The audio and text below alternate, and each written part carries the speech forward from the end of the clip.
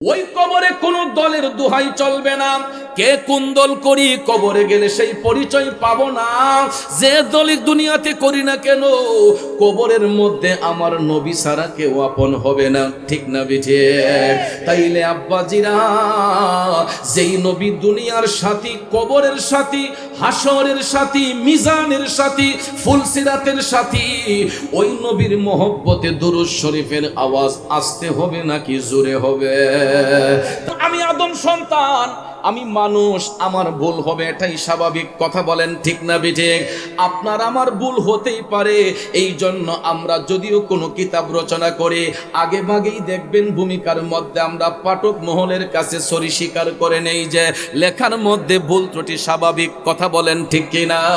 কিন্তু বাজান, পৃথিবীর জমিনে একটাই কিতাব আছে, যেই কিতাবের শুরুতেও কোনো সরি নাই, শেষেও কোনো সরি নাই। আমার আল্লাহ তাআলা বলেন, এই কোরআন এমন একটা কিতাব, যালিকাল কিতাবু লা রাইবা ফীহি। আল্লাহ রাব্বুল আলামিন বলে, এই কোরআন এমন একটা কিতাব যার মধ্যে বিন্দু মাত্র সন্দেহের কোনো অবকাশ আছে। আল্লাহ তাআলা বলেন, এটা এমন একটা কিতাব যার মধ্যে বিন্দু মাত্র সন্দেহের কোনো অবকাশ নাই। সঙ্গে সঙ্গে আমার আল্লাহ এটাও জানিয়ে দিয়েছেন যে এই কোরআন দাজ্জালের জন্য পথ প্রদর্শক নয়, কাজ্জাবের জন্য পথ প্রদর্শক নয়, বেঈমান মুনাফিকের জন্য পথ প্রদর্শক নয়। এই কারণে আল্লাহ তাআলা বলে দিয়েছেন, হুদাল্লিল মুত্তাকিন।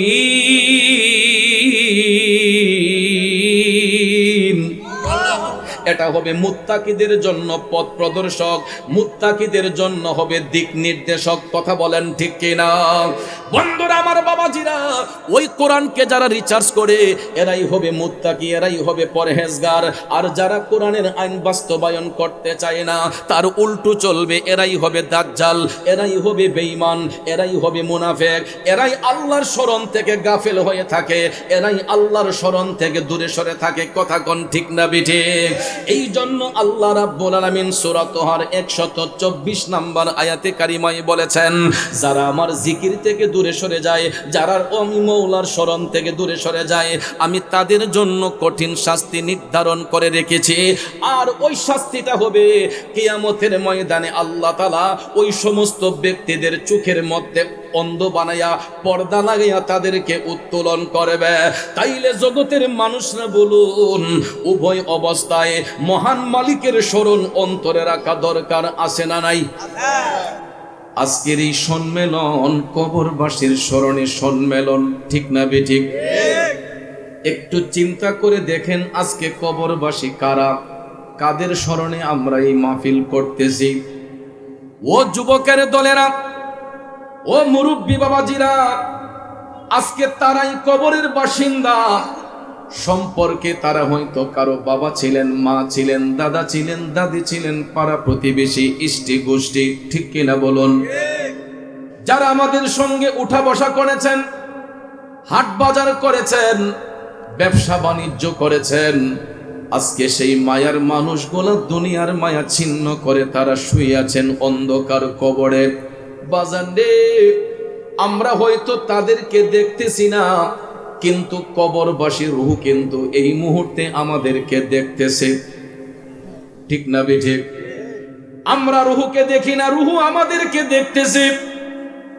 হয়তো এখানে কেউ বাবা হারাইয়া বসছেন, কেউ হয়তো মা হারাইয়া বসছেন, কেউ হয়তো স্বজন হারাইয়া বসছেন। আব্বারে, এই মাহফিল কবরবাসীর স্মরণে মাহফিল, তারা অপেক্ষা করতেছে কখন সন্তানগুলা চোখের পানি ছাইরা বলবে, ওয়াকুর রাব্বিরহামহুমা কামা রাব্বায়ানি সগীরা।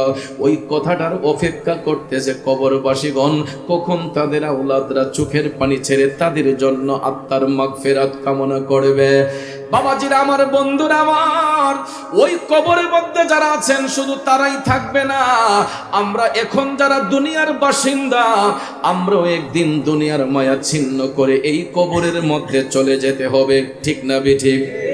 এ দুনিয়া ছেড়ে চলে যাব একদিন, মায়ারি বাঁধন ভুলে যাবে একদিন। ঠিক না বেঠে? এই দুনিয়ার ভালোবাসা মায়া মমতা কিছুই থাকবে না যদি খোদাই না করুক এই মুহূর্তে সন্তানের চোখের সামনে বাবা মারা যায়। ওই বাবার লাশটা কয়দিন রাখতে পারবেন? হয়তো সন্তান বাবার লাশের পাশে বৈশা একটা দিন কান্না করবে, দুইটা দিন কান্না করবে, তিনটা দিন কান্না করবে, তারপরে আস্তে আস্তে লাশটা ফুলে যাবে, পছন্দরে যাবে। তখন দেখবেন আর কেউ অপেক্ষা করবে না, বড়ই পাতার গরম জল দিয়া গোসল দিয়া ওই মৃত ব্যক্তিকে যখন আমরা কবরের মধ্যে শোয়াই আসে, আপনারা লক্ষ্য করে দেখবেন সবার জবান থেকে একটাই শব্দ বের হয়, বিসমিল্লাহি ওয়া আলা মিল্লাতি রাসূলিল্লাহ। কথা বলেন ঠিক না বেঠে? ওই কবরে কোনো দলের দোহাই চলবে না। কে কোন দল করি কবরে গেলে সেই পরিচয় পাবো না। যে দলই দুনিয়াতে করি না কেন, কবরের মধ্যে আমার নবী ছাড়া কেউ আপন হবে না। ঠিক না বেঠে? তাইলে আব্বাজিরা, যেই নবী দুনিয়ার সাথী, কবরের সাথী, হাসরের সাথী, মিজানের সাথী, ফুলসিরাতের সাথী, ওই নবীর মহব্বতে দুরূদ শরীফের আওয়াজ আসতে হবে নাকি জোরে হবে? তাইলে আরেকটু বড় করে আওয়াজ দিয়া দুরূদ শরীফ পড়ি, আল্লাহুম্মা। একটু আগায় বসেন মেহেরবানি করে, সবাই একটু আগায় যান, পিছনে অনেক ভাই দাঁড়িয়ে আছেন, আপনারা আগায় যান। ওলানা মুহাম্মাদ ওয়া আলা সাইয়্যিদিনা মাওলানা।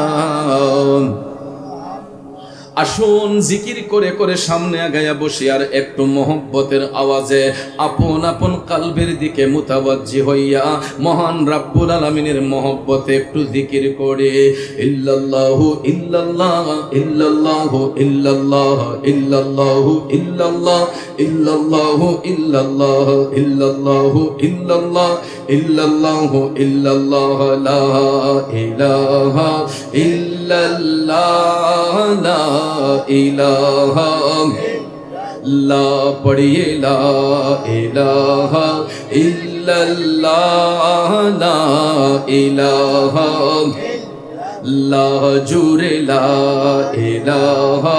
আগে যান মেহেরবানি করে, লা ইলাহা حسبي ربي جل الله ما في قلبي غير الله حسبي ربي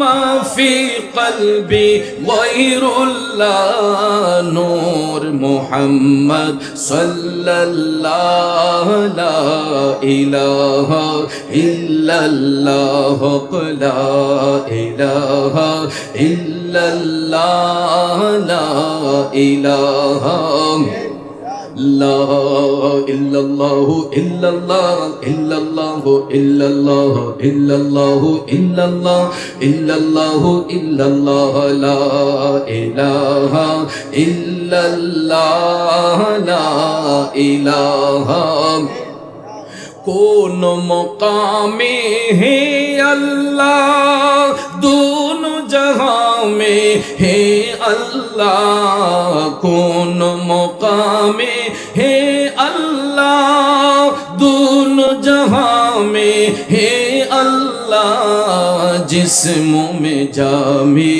है अल्लाह ला इलाहा इल्लल्लाह ला इलाहा इल्लल्लाह ला इलाहा لا إلا الله إلا الله إلا الله إلا الله إلا الله إلا الله إلا الله إلا الله لا إله إلا الله لا إله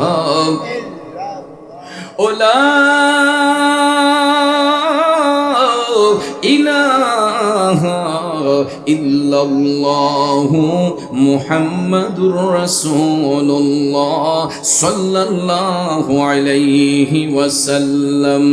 একটা জবান বন্ধ রাখবেন না, জবান খুলে উচ্চস্বরে বলুন আল্লাহু আকবার। আর একটু মায়ার সুরে পড়ি ইয়া রাসূলুল্লাহ। বিসমিল্লাহির রহমানির রহিম। ومن أعرض عن ذكري فإن له معيشة ضنكا ونحشره يوم القيامة أعمى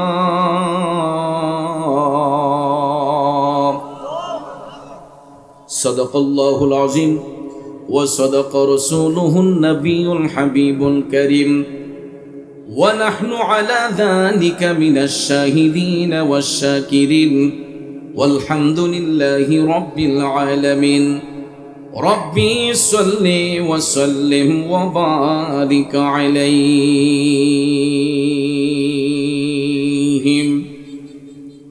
غفور رحيم আল্লাহ তুমি স্রষ্টা পরওয়ারদিগার, তোমারই দয়ার নাই সীমা নাই, করুণা তোমার উপর।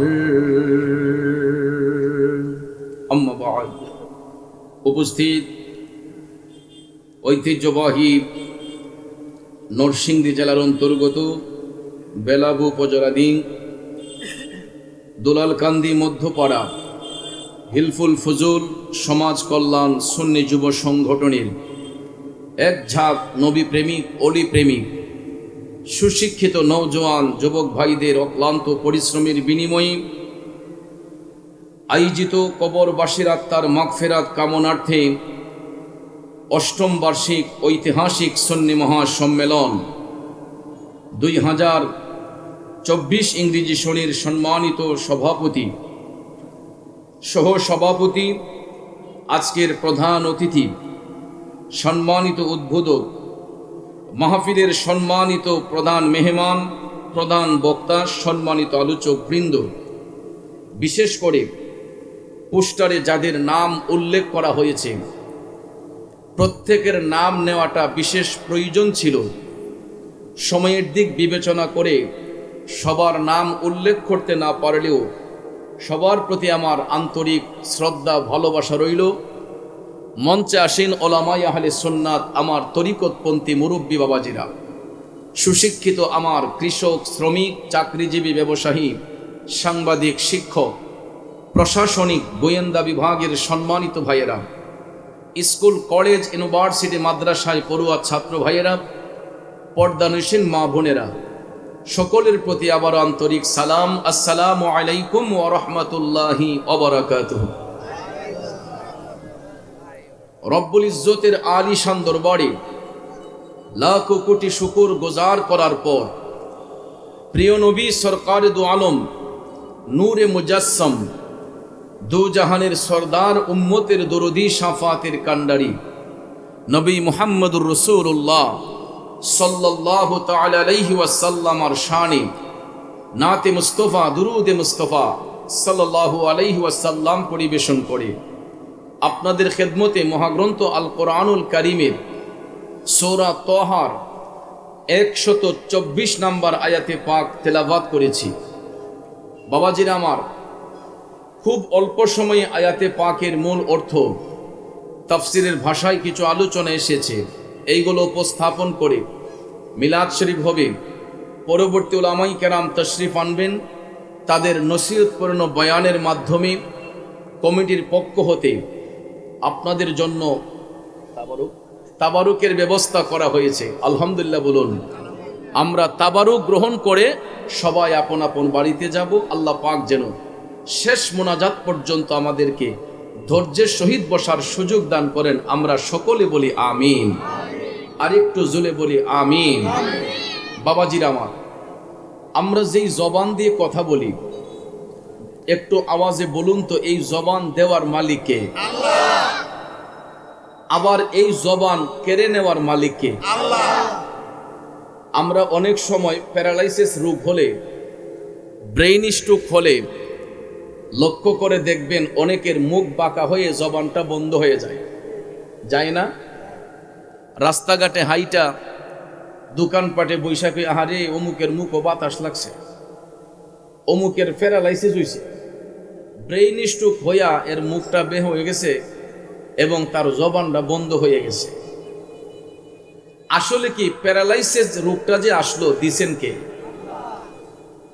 ব্রেইন স্ট্রোক যে আসলো এটা দিছেন কে? আল্লাহ। কথা বলেন। আল্লাহ। আসলে প্যারালাইসিস কোনো বিষয় নয়, ব্রেইন স্ট্রোক কোনো বিষয় নয়, কারণ যত কঠিন সমস্যায় আমরা পড়ি না কেন ফেলে দেন কে?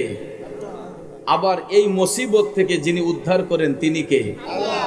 তাহলে বোঝা গেল আমার আল্লাহ তিনি সেই মহান আল্লাহ, তিনি আমাদেরকে মুসিবত থেকে উদ্ধারও করতে পারেন, আল্লাহ চাইলে আমাদেরকে মুসিবতে ফেলেও দিতে পারেন।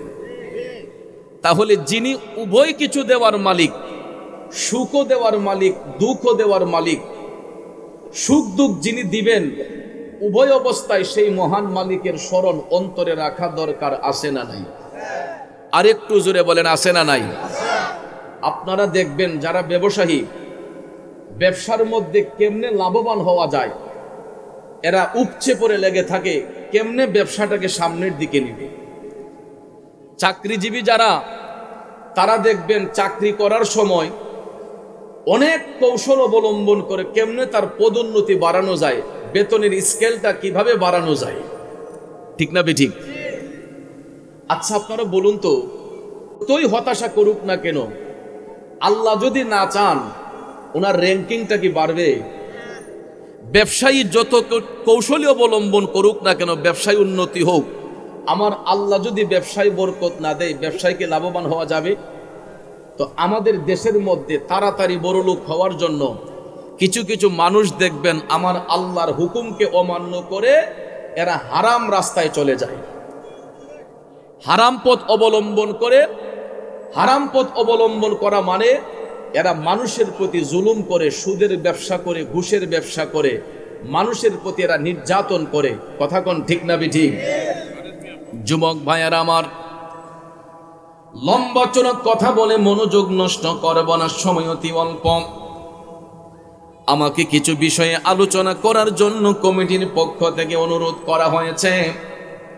যদিও সব বিষয়ে কথা বলতে না পারি, হালকা হালকা করে কিছু বলার চেষ্টা করে যাব। আল্লাহ রাব্বুল আলামিন সূরা তাহার 124 নম্বর আয়াতে কারিমার মাধ্যমে ঘোষণা করেছেন, বিসমিল্লাহির রহমানির রহিম।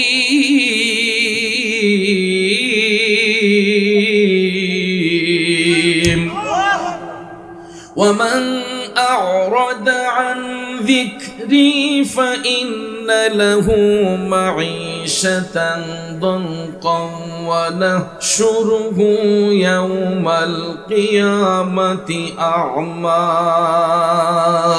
একটা জবান বন্ধ রাখবেন না, জবান ছেড়ে দিয়ে বলুন আল্লাহু আকবার।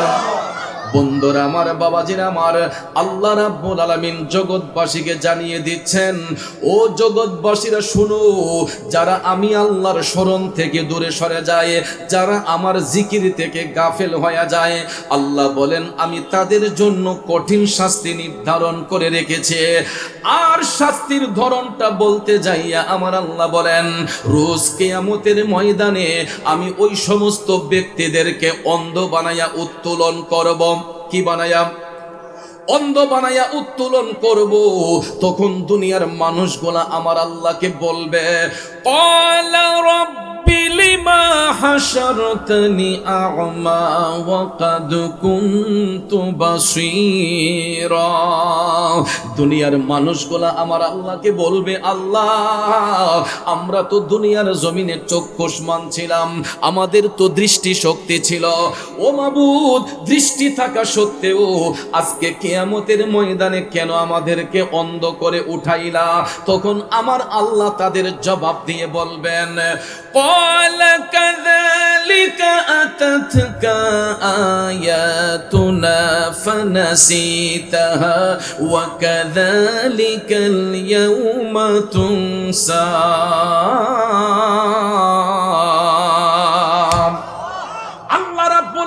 জবাব দিয়ে বলবে, ও মানুষ সকল শুনো রে, এই জন্য আজকে কিয়ামতের ময়দানে তোমাদের চোখে আমি পর্দা লাগাইয়া দিয়েছি, কারণ আমি আল্লাহর সত্য বিধান তোমাদের নিকট পাঠানো হয়েছিল। আমার সত্য বিধান পাবার পরেও তোমরা সেটাকে অনুধাবন করো নাই, সেটাকে আঁকড়ে ধরো নাই। আমার বিধানকে তোমরা ফলো না করার কারণে, আমার আয়াতগুলোকে তোমরা গ্রহণ না করার কারণে আজকে কিয়ামতের ময়দানে আমি আল্লাহ তোমাদের দৃষ্টি থাকা সত্য তোমাদের চোখের মধ্যে পর্দা লাগাইয়া দিছে। এখন ভাইয়ারা আমার, আয়াতে পাকের সরল তর্জমাটা আপনাদের সামনে উপস্থাপন করলাম। আসুন এবার বিস্তারিত ব্যাখ্যার দিকে চলে যায়। আপনারা লক্ষ্য করে দেখবেন পৃথিবীর জমিনে অনেক রাইটার কিতাব রচনা করেন। যত বড় বড় রাইটাররা কিতাব রচনা করেন না কেন, আপনারা দেখবেন ভূমিকার মধ্যে সমস্ত রাইটারগণ পাঠক মহলের কাছে আগে সরি স্বীকার করে নেয় যে লেখার মধ্যে ভুল ত্রুটি স্বাভাবিক, ঠিক কি না? আমি নিজেও যদি একটা কিতাব রচনা করি, আমি ইন্ট্রোডাকশনে ভূমিকার মধ্যে সরি স্বীকার করি পাঠক মহলে যারা আমার বইটা পড়বে তাদেরকে আমি আগে ভাগেই বলি যে লেখার মধ্যে ভুল ত্রুটি স্বাভাবিক। কথা কোন ঠিক কি না? কারণ আমি আদম সন্তান, আমি মানুষ, আমার ভুল হবে, এটাই স্বাভাবিক। কথা বলেন ঠিক না বেঠিক? আপনার আমার ভুল হতেই পারে। এই জন্য আমরা যদিও কোনো কিতাব রচনা করি, আগে ভাগেই দেখবেন ভূমিকার মধ্যে আমরা পাঠক মহলের কাছে সরি স্বীকার করে নেই যে লেখার মধ্যে ভুল ত্রুটি স্বাভাবিক। কথা বলেন ঠিক কিনা? কিন্তু বাজান, পৃথিবীর জমিনে একটাই কিতাব আছে, যেই কিতাবের শুরুতে কোনো সরি নাই, শেষেও কোনো সরি নাই। আমার আল্লাহ তাআলা বলেন, এই কোরআন এমন একটা কিতাব, যালিকাল কিতাবু লা রাইবা ফীহি। আল্লাহ রাব্বুল আলামিন বলে, এই কোরআন এমন একটা কিতাব যার মধ্যে বিন্দু মাত্র সন্দেহের কোনো অবকাশ আছে। আল্লাহ তাআলা বলেন এটা এমন একটা কিতাব যার মধ্যে বিন্দু মাত্র সন্দেহের কোনো অবকাশ নাই। সঙ্গে সঙ্গে আমার আল্লাহ এটাও জানিয়ে দিয়েছেন যে এই কোরআন দাজ্জালের জন্য পথ প্রদর্শক নয়, কাজ্জাবের জন্য পথ প্রদর্শক নয়, বেঈমান মুনাফিকের জন্য পথ প্রদর্শক নয়। এই কারণে আল্লাহ তাআলা বলে দিয়েছেন, হুদাল্লিল মুত্তাকিন।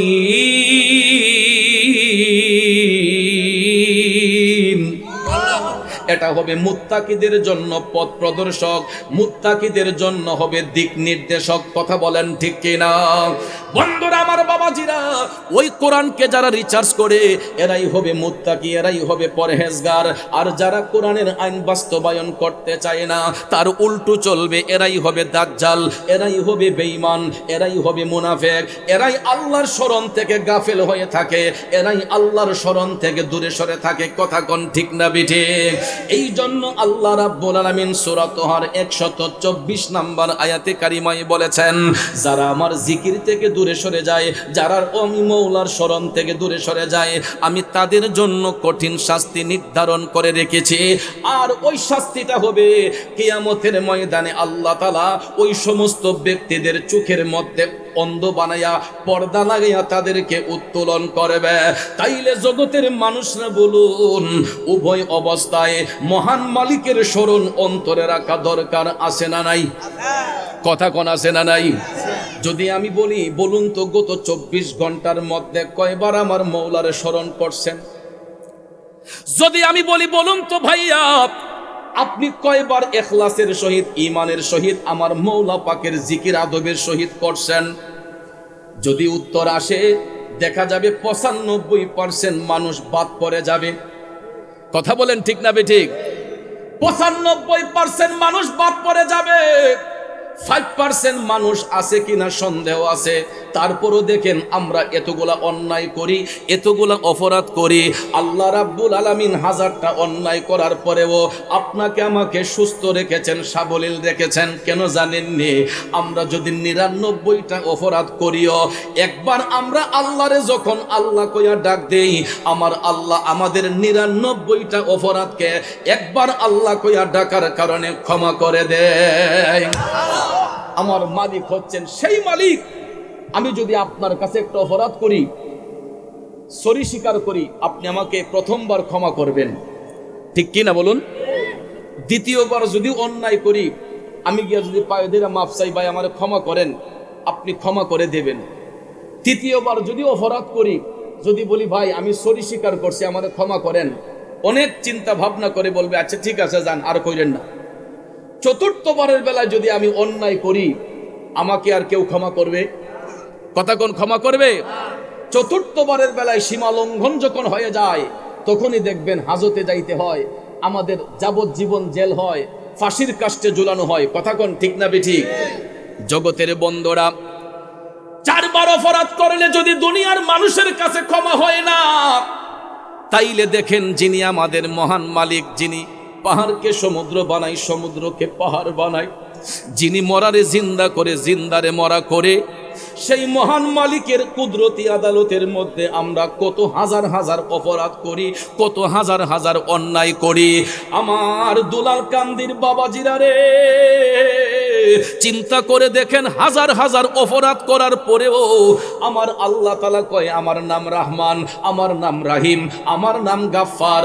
আমার বান্দা যদি হাজারটা অপরাধ করার পরেও আমি আল্লাহর কাছে যখন সরি স্বীকার করে, তখন আমার রহমান নামের কলঙ্ক হয়ে যায়, রাহিম নামের কলঙ্ক হয়ে যায়, আমার গাফফার নামের কলঙ্ক হয়ে যায়, যদি আমি আমার বান্দারে ক্ষমা না করি। ঠিক না বিঠিক?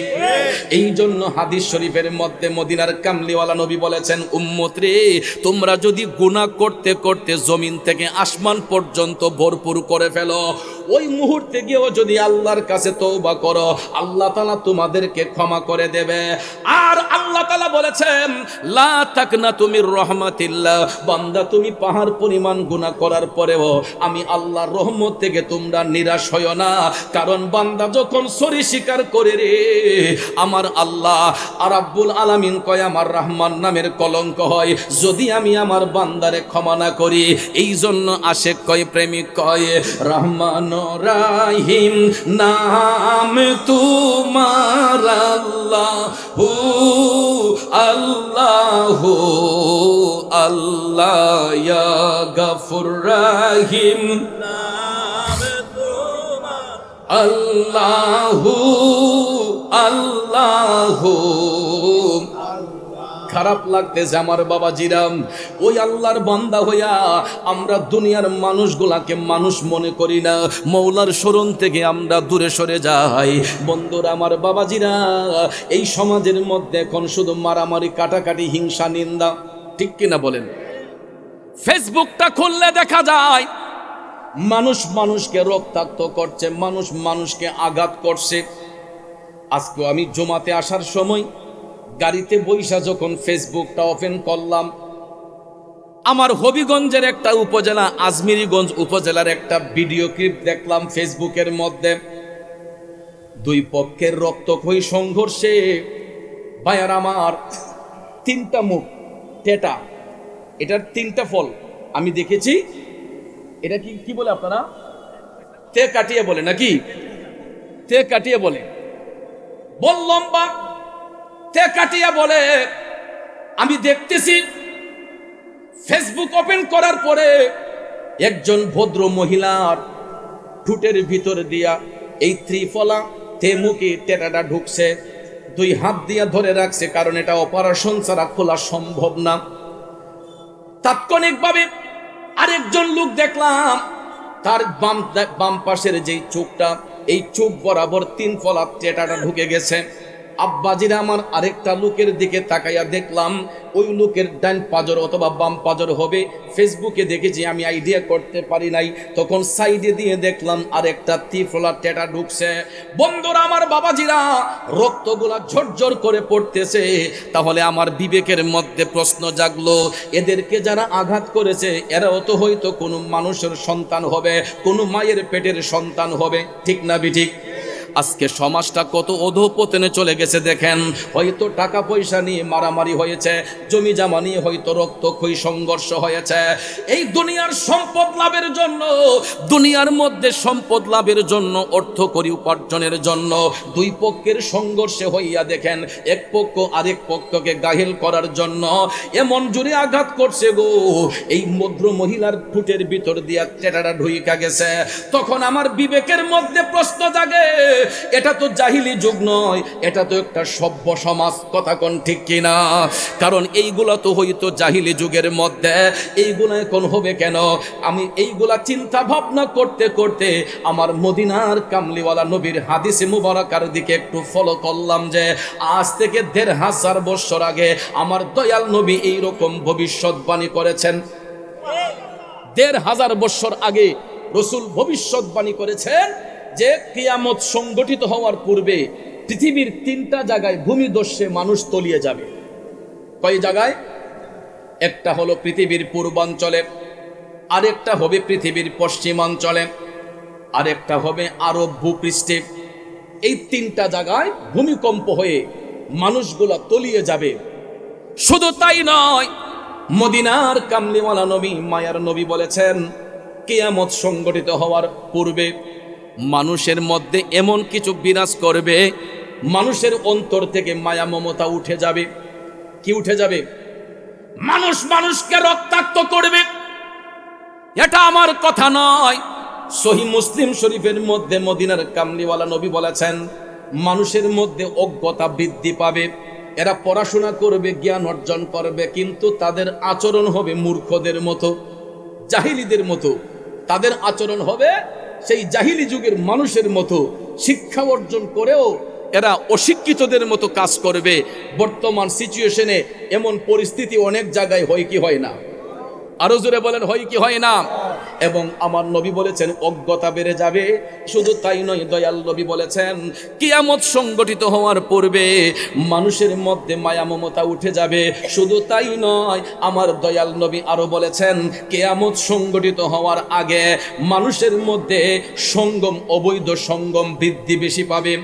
অবৈধ সঙ্গম, যেটা রসুল বলেছেন রাস্তাঘাটে গরু ছাগল যেরকম ওপেন মেলামেশা করে, রাস্তাঘাটে গরু ছাগল যেমন ওপেন মেলামেশা করে, রসুল বলেছেন ফিতনার জামানায় এমন একটা জামানা আসবে যেই জামানার মধ্যে মানুষের চোখের মধ্যে শরম লজ্জা বলতে কিছু থাকবে না। এরা খোলা আকাশের নিচে অবৈধ সঙ্গমে লিপ্ত হবে। কথা কোন এই সিচুয়েশন আছে না নাই? রাগ করতেছেন? কষ্ট পাচ্ছেন? আপনি লক্ষ্য করে দেখবেন বিভিন্ন পার্কের মধ্যে, বিভিন্ন রিসোর্টের মধ্যে, বিভিন্ন সমুদ্র সৈকতে যান, লক্ষ্য করে দেখবেন মানুষের চোখের মধ্যে এখন পর্দা নাই।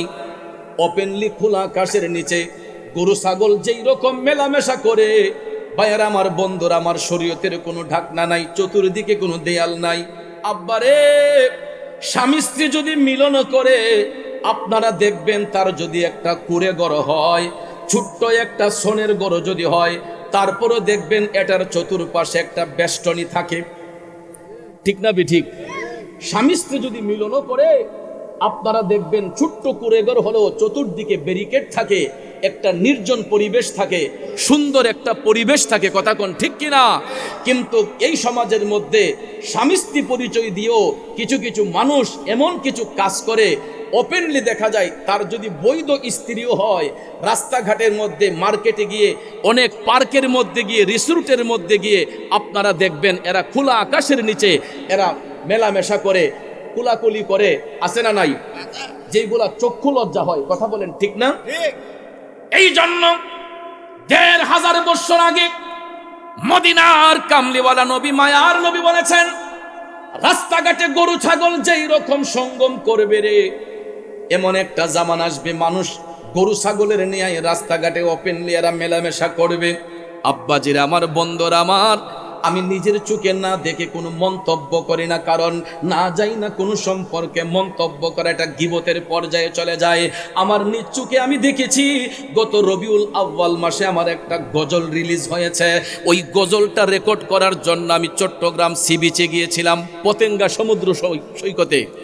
পতেঙ্গা সমুদ্র সৈকতে যাবার পরে আমি গজল রেকর্ড করার জন্য আমি ভাবলাম যে আমি স্পট থেকে একটু আলাদা যাই, যেখানে মানুষ থাকে না।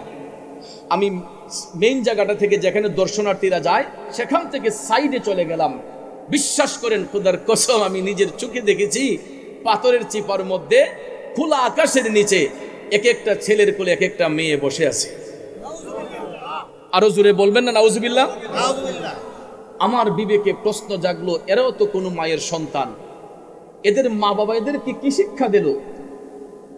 ওপেনলি খোলা আকাশের নিচে, কোনো চতুর্দিকে দেয়াল নাই, পাথরের চিপায় বসে এরা সঙ্গম করতেছে। সাথে সাথে মনে পড়ে গেল আমার রসুল তো ১৫০০ বছর আগেই এরকম ভবিষ্যৎবাণী করেছেন, ঠিক না ঠিক?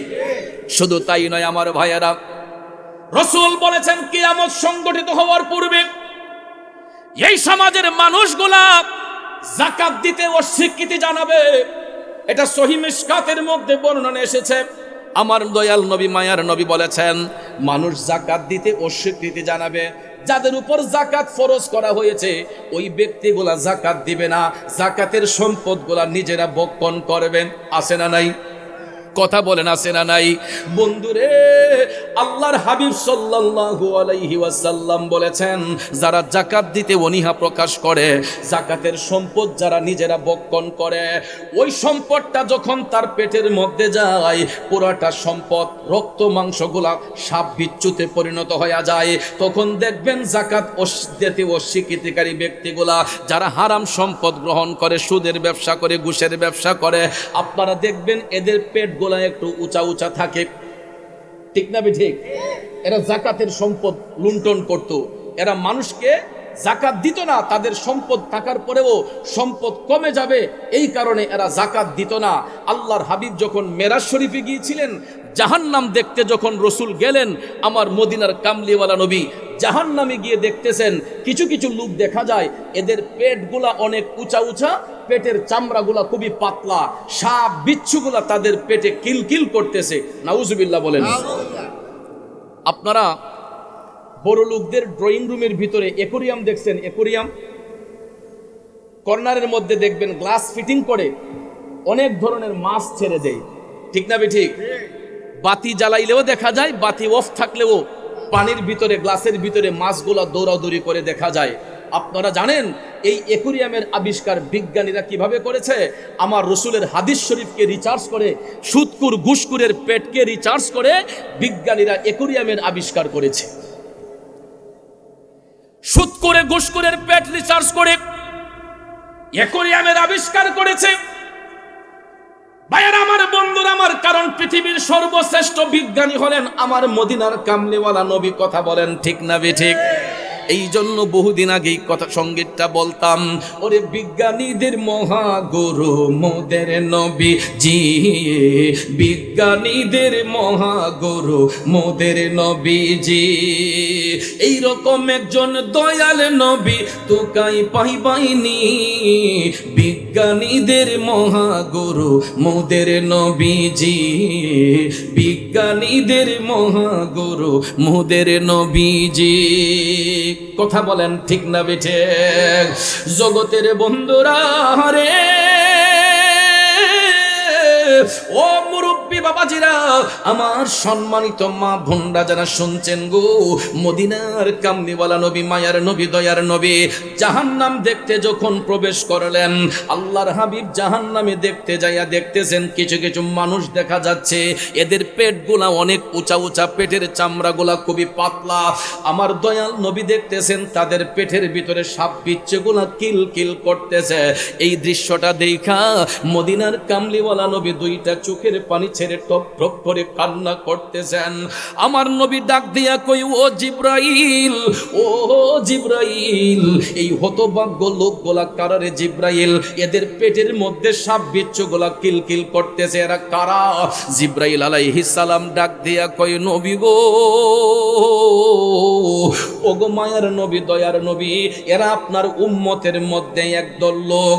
দয়াল নবী গো, এরা দুনিয়ার জমিনে যাকাত দিত না, এরা সুদের ব্যবসা করত, ঘুষের ব্যবসা করত।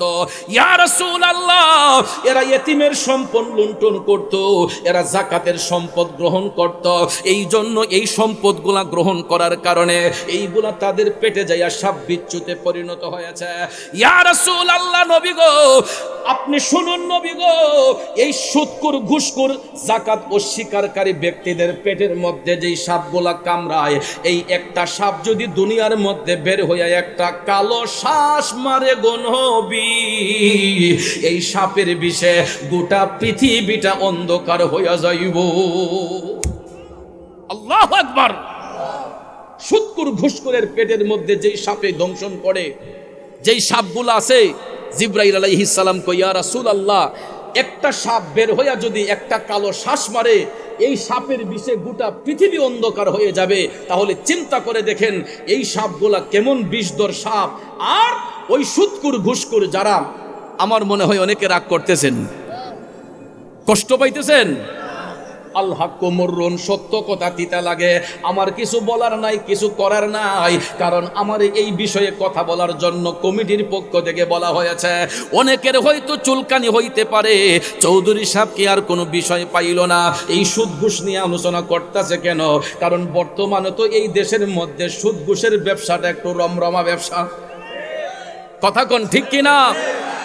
এ নবীর প্রেমিকেরা, আপনারা লক্ষ্য করে দেখবেন, সুদ যারা খায়, ঘুষ যারা খায়, যারা যাকাত দিতে চায় না, এদের টাকাটা কেমনে আমার আল্লাহ সিনাইয়া নেই। দেখেন অনেক সময় দেখা যায় কলিজার নিচ দিয়ে হালকা হালকা করে চিনচিনাইয়া ব্যথা করে, ঠিক নিও। ডাক্তারের কাছে গিয়া গ্যাস্ট্রিকের বড়ি আনে, কয় হাই পাওয়ারের বড়ি দেও, কয় 20 পাওয়ারে কাম হয় না, 40 পাওয়ার দেও। গ্যাস্ট্রিকের বড়ি খায় ব্যথা নির্মূলের জন্য, কথা বলেন। তারপরও দেখা যায় কোনো কাজ হয় না, কয় খাবার খাইলে এটা উপরে উঠতে, কথা বলেন। অনেকে কয়, ও তোমার যে গুমসুম হয় না, লেগে মনে হয় সারাদিন ব্যবসা বাণিজ্য করো, এর লেগে আমার খাবারটা মানে উপরে উঠতে জায়গা। তো না, ও ভালো ডাক্তার দেখাই তুই। তখন জায়গা পারডেমে, জায়গায় এপোলোতে, জায়গায় স্কয়ারে গিয়ে দেখা যায় গেস্ট লিভারের ডাক্তারের কাছে গেলেই সর্বপ্রথম ভিজিট, বর্তমানে আমি দেখছি রাজধানী ঢাকাইতে 1200-1500-র নিচে কোনো ভিজিট নাই, 2000-5000ও আছে, কথা বলেন। এই ব্যথা নির্মূলের জন্য গেস্ট লিভার ডাক্তার সাহেবের কাছে গেলেই সর্বপ্রথম এই টাকাটা দিয়ে আগে কথা কইতে হয়। এবং কথা বলা যায় মাত্র 5 মিনিট 10 মিনিট, রোগীর সিরিয়াল সকালবেলা দিয়ে সারাদিন বসে থাকতে হয়, কথা কোন ঠিক কিনা ভাইয়ের আমার। তারপরে দেখা যায় 2000 টাকা ভিজিট দিয়ে চিকিৎসা করার পরে সর্বপ্রথমই ডাক্তার সাহেব লেখে আপনার কয়েকটা টেস্ট করতে হবে। সর্বপ্রথম হৃদয় এন্ডোস্কোপি, কথা কোন। গেস্ট লিভার ডাক্তারের কাছে গেলে এন্ডোস্কোপি, তারপরে আরেকটা দেয় ফাইব্রোস্ক্যান, ফাইব্রোস্ক্যান দেওয়ার পরে আরেকটা দেয় আলট্রা, এরপরে আবার বলে আপনি একটা এই করেন, ব্লাডটা একটু টেস্ট করেন, আপনার কোলেস্টেরল আছে কিনা একটু টেস্ট করতে হবে, ঠিক না ঠিক? এইরকম 4-5টা টেস্ট যখন দেওয়া হয়, শুরুতেই দেখা যায় 10,000-15,000 টাকা চলে আসে এই টেস্টের ফিস, কথা বলে না। এক গরিবের টাকা মাইরা খাইলে, ইতিম মিসকিনের টাকা মেরে খাইলে টাকাগুলা কেমনে যায় দেখুন। এখানে 15-16 হাজার টাকা চলে গেছে টেস্টের মধ্যে, ডাক্তারকে দিলেন আরো 2,000, ওষুধ কিনতে লাগে আরো 4-5 হাজার, কথা কোন ঠিক কিনা। মোটামুটি একটা টাকা চলে গেছে। আপনারা বলেন যদি 1000টা টেস্টও যদি করা হয়, কোন ডাক্তার সাহেবের বাবা কি রোগী বাঁচাইতে পারবে? ডাক্তার সাহেব কেন, ডাক্তার সাহেবের 14 গোষ্ঠীও তো রোগী বাঁচাইতে পারবে না, বাঁচাইবে কে? আরো জোরে কোন কে? হাই পাওয়ারের ওষুধগুলা খাওয়ার পরেও দেখা যায় গো, হঠাৎ করে দেখা যায় ব্যথার পরিমাণটা আরো বাড়ছে। ডাক্তার সাহেবের কাছে যাবার পরে কয়, আপনি একটা কাজ করেন, ভারতে যান, চেন্নাই একটা চিকিৎসা করেন, চেন্নাই গিয়ে আপনার বডিটার একটু চেক আপ করেন। চেক আপ করার পরেই দেখা যায় ডাক্তার সাহেব বলতেছে আপনার লিভারে ক্যান্সার হয়ে গেছে। কথা বলেন, আপনার আলসার হইয়া আপনার পিত্তথলিতে ঘাও হয়ে গেছে, আপনার লিভারের মধ্যে পয়জন দেখা দিয়েছে। কথা কোন ঠিক না ঠিক? কই বাড়িতে যাইয়া কিছু আল্লাহ রসুলের ডাকেন, দোয়া কালাম পড়েন, আল্লাহ যদি চায় আপনারে বাঁচাইতে পারে। কথা কোন ঠিক কিনা? এরপরে দেখবেন আইসা মসজিদের ইমাম সাহেবরে দাওয়াত দিয়া, হুজুর 500 টাকা হাদিয়া দিয়া, হুজুর একটু দোয়া করেন, শরীরটা ভালো না। এরপরে যখন নাহের আগা দমাই পড়ে, এরপরে হুজুর জীবনে তো বহু অন্যায় করছি, আমার একটু তওবা করে যান। কথা বলেন, এখন কেন, এখন তওবা করবেন কেন? তওবা করার সময় লাগবে কেন? মুমিন ব্যক্তি যারা হয় এরা 24 আওয়ার্স আল্লাহর দরবারে তওবা করবে। এরা হারাম থেকে বেঁচে থাকবে, হারাম থেকে বাঁচার জন্য কন্টিনিউ আল্লাহর দরবারে তওবা করবে। কথা বলেন ঠিক কিনা? আমার কথা যদি বিশ্বাস না হয় আপনারা লক্ষ্য করে দেখবেন, এই রকম বড় বড় সুদখোর ঘুষখোর যারা যারা যাকাত দেয় না, যারা যাকাতের টাকা লুণ্ঠন করে, যারা এতিমদেরকে কষ্ট দেয়, এদের জীবনটা কেমনে যায় আপনারা একটু ফলো করে দেখবেন। এই জন্য আমার বাবাজিরা পায়ে হাত ধরে বলবো, 3 বেলা খাওয়ার কোনো দরকার নাই, প্রয়োজন হলে আমরা 1 বেলা খাইবো, তারপরে যেন আমাদের খাবারটা হালাল হয়। হালাল রিজিক যদি গ্রহণ করেন, আপনি দেখবেন শুটকির ভর্তা দিয়া যদি ভাত খান, তারপরে দেখবেন একটা তৃপ্তি হবে। কথা কোন ঠিক কিনা?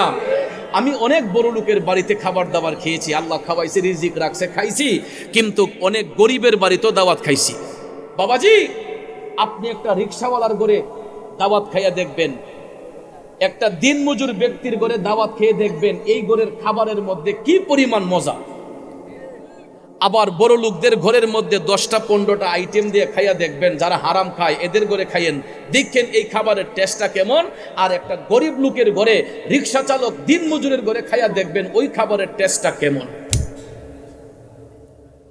বন্ধুরা আমার বলতে পারেন, হুজুর গরিব ব্যক্তিরা তো অনেকদিন পরে একটু রান্না করে, বড় লোকরা প্রতিদিন রান্না করে, এই জন্য হয়তো কোনো মজা হয় না। আসলে কথা সেটা নয়, কারণ দিনমজুর যারা, এরা মাথার ঘাম পায়ে ফেলে অক্লান্ত পরিশ্রম করে ঘাম জড়াইয়া ইনকাম করে, এরা কারো পকেট মাইরা টাকা আনে না। একজন রিক্সা চালক কারো পকেটের হাত থেকে টাকা আনে না। ওই রিক্সা চালক ভাই সারাটা দিন রিক্সা চালাইয়া মাথার ঘরের মধ্যে ভেজাল নাই, এটা হারাম টাকার খাবার নয়। কথা কোন ঠিক না ঠিক? এই টাকাটা হালাল টাকা আসছে। এই জন্য ভাইয়ার আমার, বন্ধুরা আমার, দেখবেন যারা দিনমজুর রিক্সা চালক, এদের ঘরে প্রতিনিয়ত খাবার আসে, বড় লোকদের ঘরের মধ্যে খাবার আসে, কিন্তু বড় লোকদের ঘরে সম্পদ যত বেশি হয় টেনশন তত বেশি হয়। আর যাদের হিসাব সম্পদ কম হয় তাদের টেনশনটা দেখবেন কম হয়। কথা কোন ঠিক না ঠিক? এই জন্য আমার ভাইয়েরা, আল্লাহ রাব্বুল আলামিন সূরা আল ইমরানের মধ্যে বলেছেন, কুলিল্লাহুম্মা মালিকাল মুলকি তুতিল মুলকা মান তাশা ওয়া তানজিউল মুলকা মিম্মান তাশা। আল্লাহ কয়, হাবিব ও বন্ধু গো, আপনি জগৎবাসীরে জানাইয়া দেন, সমস্ত রাজ্যের মালিক একমাত্র আমি আল্লাহ। আমি যদি চাই কাউকে রাজ্য দিতে পারি, আমি আল্লাহ চাইলে রাজত্ব কেড়ে নিতে পারি। আল্লাহ কয়, হাবিব আপনি বলে দেন, ওয়া তুইজ্জু মান তাশা ওয়া তুযিল্লু মান তাশা বিয়াদিকাল খায়র। হাবিব আপনি বলে দেন, আমি আল্লাহ চাইলে কাউকে সম্মানিত করতে পারি, আমি আল্লাহ চাইলে কারো কাছ থেকে সম্মান কাইরা নিতে পারি। ক্ষমতা কার? জোরে বলেন কার? এই জন্য কবি বলেন, এই পৃথিবী যেমন আছে তেমনি ঠিকই রবে, সুন্দর ওই পৃথিবী ছেড়ে একদিন চলে যেতে হবে রে মন, চলে যেতে হবে। কথা বলেন ঠিক কিনা? একটু দুরূদ শরীফ পড়ুন, আল্লাহুম্মা সাল্লি। হুজুর একটু সামনে আগায় আসতে বলেন। ভাইয়ারা আমার, একটু কষ্ট করে সামনে আগায় যান। আল্লাহুম্মা সাল্লি আলা সাইয়্যিদিনা মোহাম্মদ নবী শাফি মাওলানা মোহাম্মদ নবী। একটু সামনে আগেন মেহেরবানি করে, আমরা সবাই মিলে বসবো। মোহাম্মদ দিন থাকিতে করো মনে রে পরো কালের ভাবনা, দিন থাকিতে করো মন রে পরো কালের ভাবনা, ভাইরে খালি হাতে যাবে চলে সঙ্গে কিছুই যাবে না, খালি হাতে যাবে চলে সঙ্গে কিছুই যাবে না। আল্লাহুম্মা সাল্লি আলা, মাশাআল্লাহ। এই যে কিছু জায়গা খালি আছে এখানে চলে আসেন। নাবিয়ানা মাওলানা মুহাম্মদ নবী শাফি মোহাম্মদ। বাবাজিরা আমার বন্ধুরা আমার খারাপ লাগতেছে, আমি বলেছিলাম এই পৃথিবী যেমন আছে তেমনি ঠিকই রবে, সুন্দর ওই পৃথিবী ছেড়ে একদিন চলে যেতে হবে রে মন, চলে যেতে হবে। ঠিক কিনা বলুন, আরো জোরে কোন ঠিক কিনা? আব্বাজিরা আমার গাছের মধ্যে আম পেকে গেছে, গাছের মধ্যে জাম পেকে গেছে, কত সন্তান চোখের পানি ছাইরা কান্দে, আম গাছের তলে যায় আম গাছের দিকে তাকাইয়া কয় আহ আজকে গাছের মধ্যে আম ধরছে, কিন্তু যেই বাবা নিজের হাতে আম গাছটা লাগাইলো বাবাটা তো আছে অন্ধকার কবরে। জাম গাছের জামের দিকে তাকাইয়া সন্তান বাবার কথা স্মরণ কইরা কান্দে, আমার আব্বা নিজের হাতে জাম গাছটা লাগাইলো, গাছের জাগাত গাছ আছে কিন্তু যেই ব্যক্তিটা গাছ লাগাইয়া গেল ওই বাবাটা তো দুনিয়াতে নাই, পড়ে আছে অন্ধকার কবরে। এ বন্ধুরা আমার বাবাজিরা, এই জন্য কবি বলেছেন পৃথিবী যেমনি আছে তেমনিতেই থাকবে, আমরা এই দুনিয়াতে থাকবো না, আজ না হয় কাল, একদিন না একদিন দুনিয়া ছেড়ে চলে যেতে হবে। তে চলেই যেতে যাব, যাবার আগে নিজের ঈমান আমলটাকে শুদ্ধ করা দরকার আছে না নাই? আমার মদিনার কামলিওয়ালা নবী জাহান্নাম দেখতে যাইয়া শুধু এটা নয়, আরেকটু সামনে গিয়ে আমার নবী দেখতেছেন আরো কিছু কিছু লোক দেখা যায়, এদের পাওগুলা উপর দিকে মাথাগুলা নিচ দিকে। আব্বারে এদের মাথার মধ্যে এমন ভাবে আগুনের তাপ দেওয়া হচ্ছে, এদের মাথার মগজগুলা টকবক টকবক করতেছে, কারণ মহিলারা চুলার মধ্যে ভাত পাক করলে ভাতের ফ্যানগুলা যেই রকম ঠকবক করে, দয়াল নবী দেখতেছে ওই সমস্ত ব্যক্তিদের মাথার মগজগুলা ভাতের ফেনের মতো ঠকবক ঠকবক করতেছে। আবার নবী কাইন্দা কাইন্দা কয় জিবরাইল, ও জিবরাইল রে, এই হতভাগ্য লোকগুলা কারারে জিবরাইল, এদের মাথার মগজগুলা এইরকম ঠকবক করছে কেন, এবং তাদের পাওগুলা উপর দিকে কেন, মাথাটা নিচ দিকে কেন? জিবরাইল আলাইহিস সালাম ডাক দিয়া কয় নবী গো, ওগো মায়ার নবীজি, এরাও আপনার উম্মতের মধ্যে একদল লোক, এরা দুনিয়ার জমিনের মধ্যে পরের সম্পদ আত্মসাৎ করত। ঠিক না বেঠিক? নিরীহ মানুষ, জাগার দলিল আছে, সাফ কাউলা আছে, এরপরও দেখা যায় ভদ্রলোক জাগার মাঝে গিয়া খার হইতে পারে না। আলগা থেকে কিছু মানুষ আইসা কয়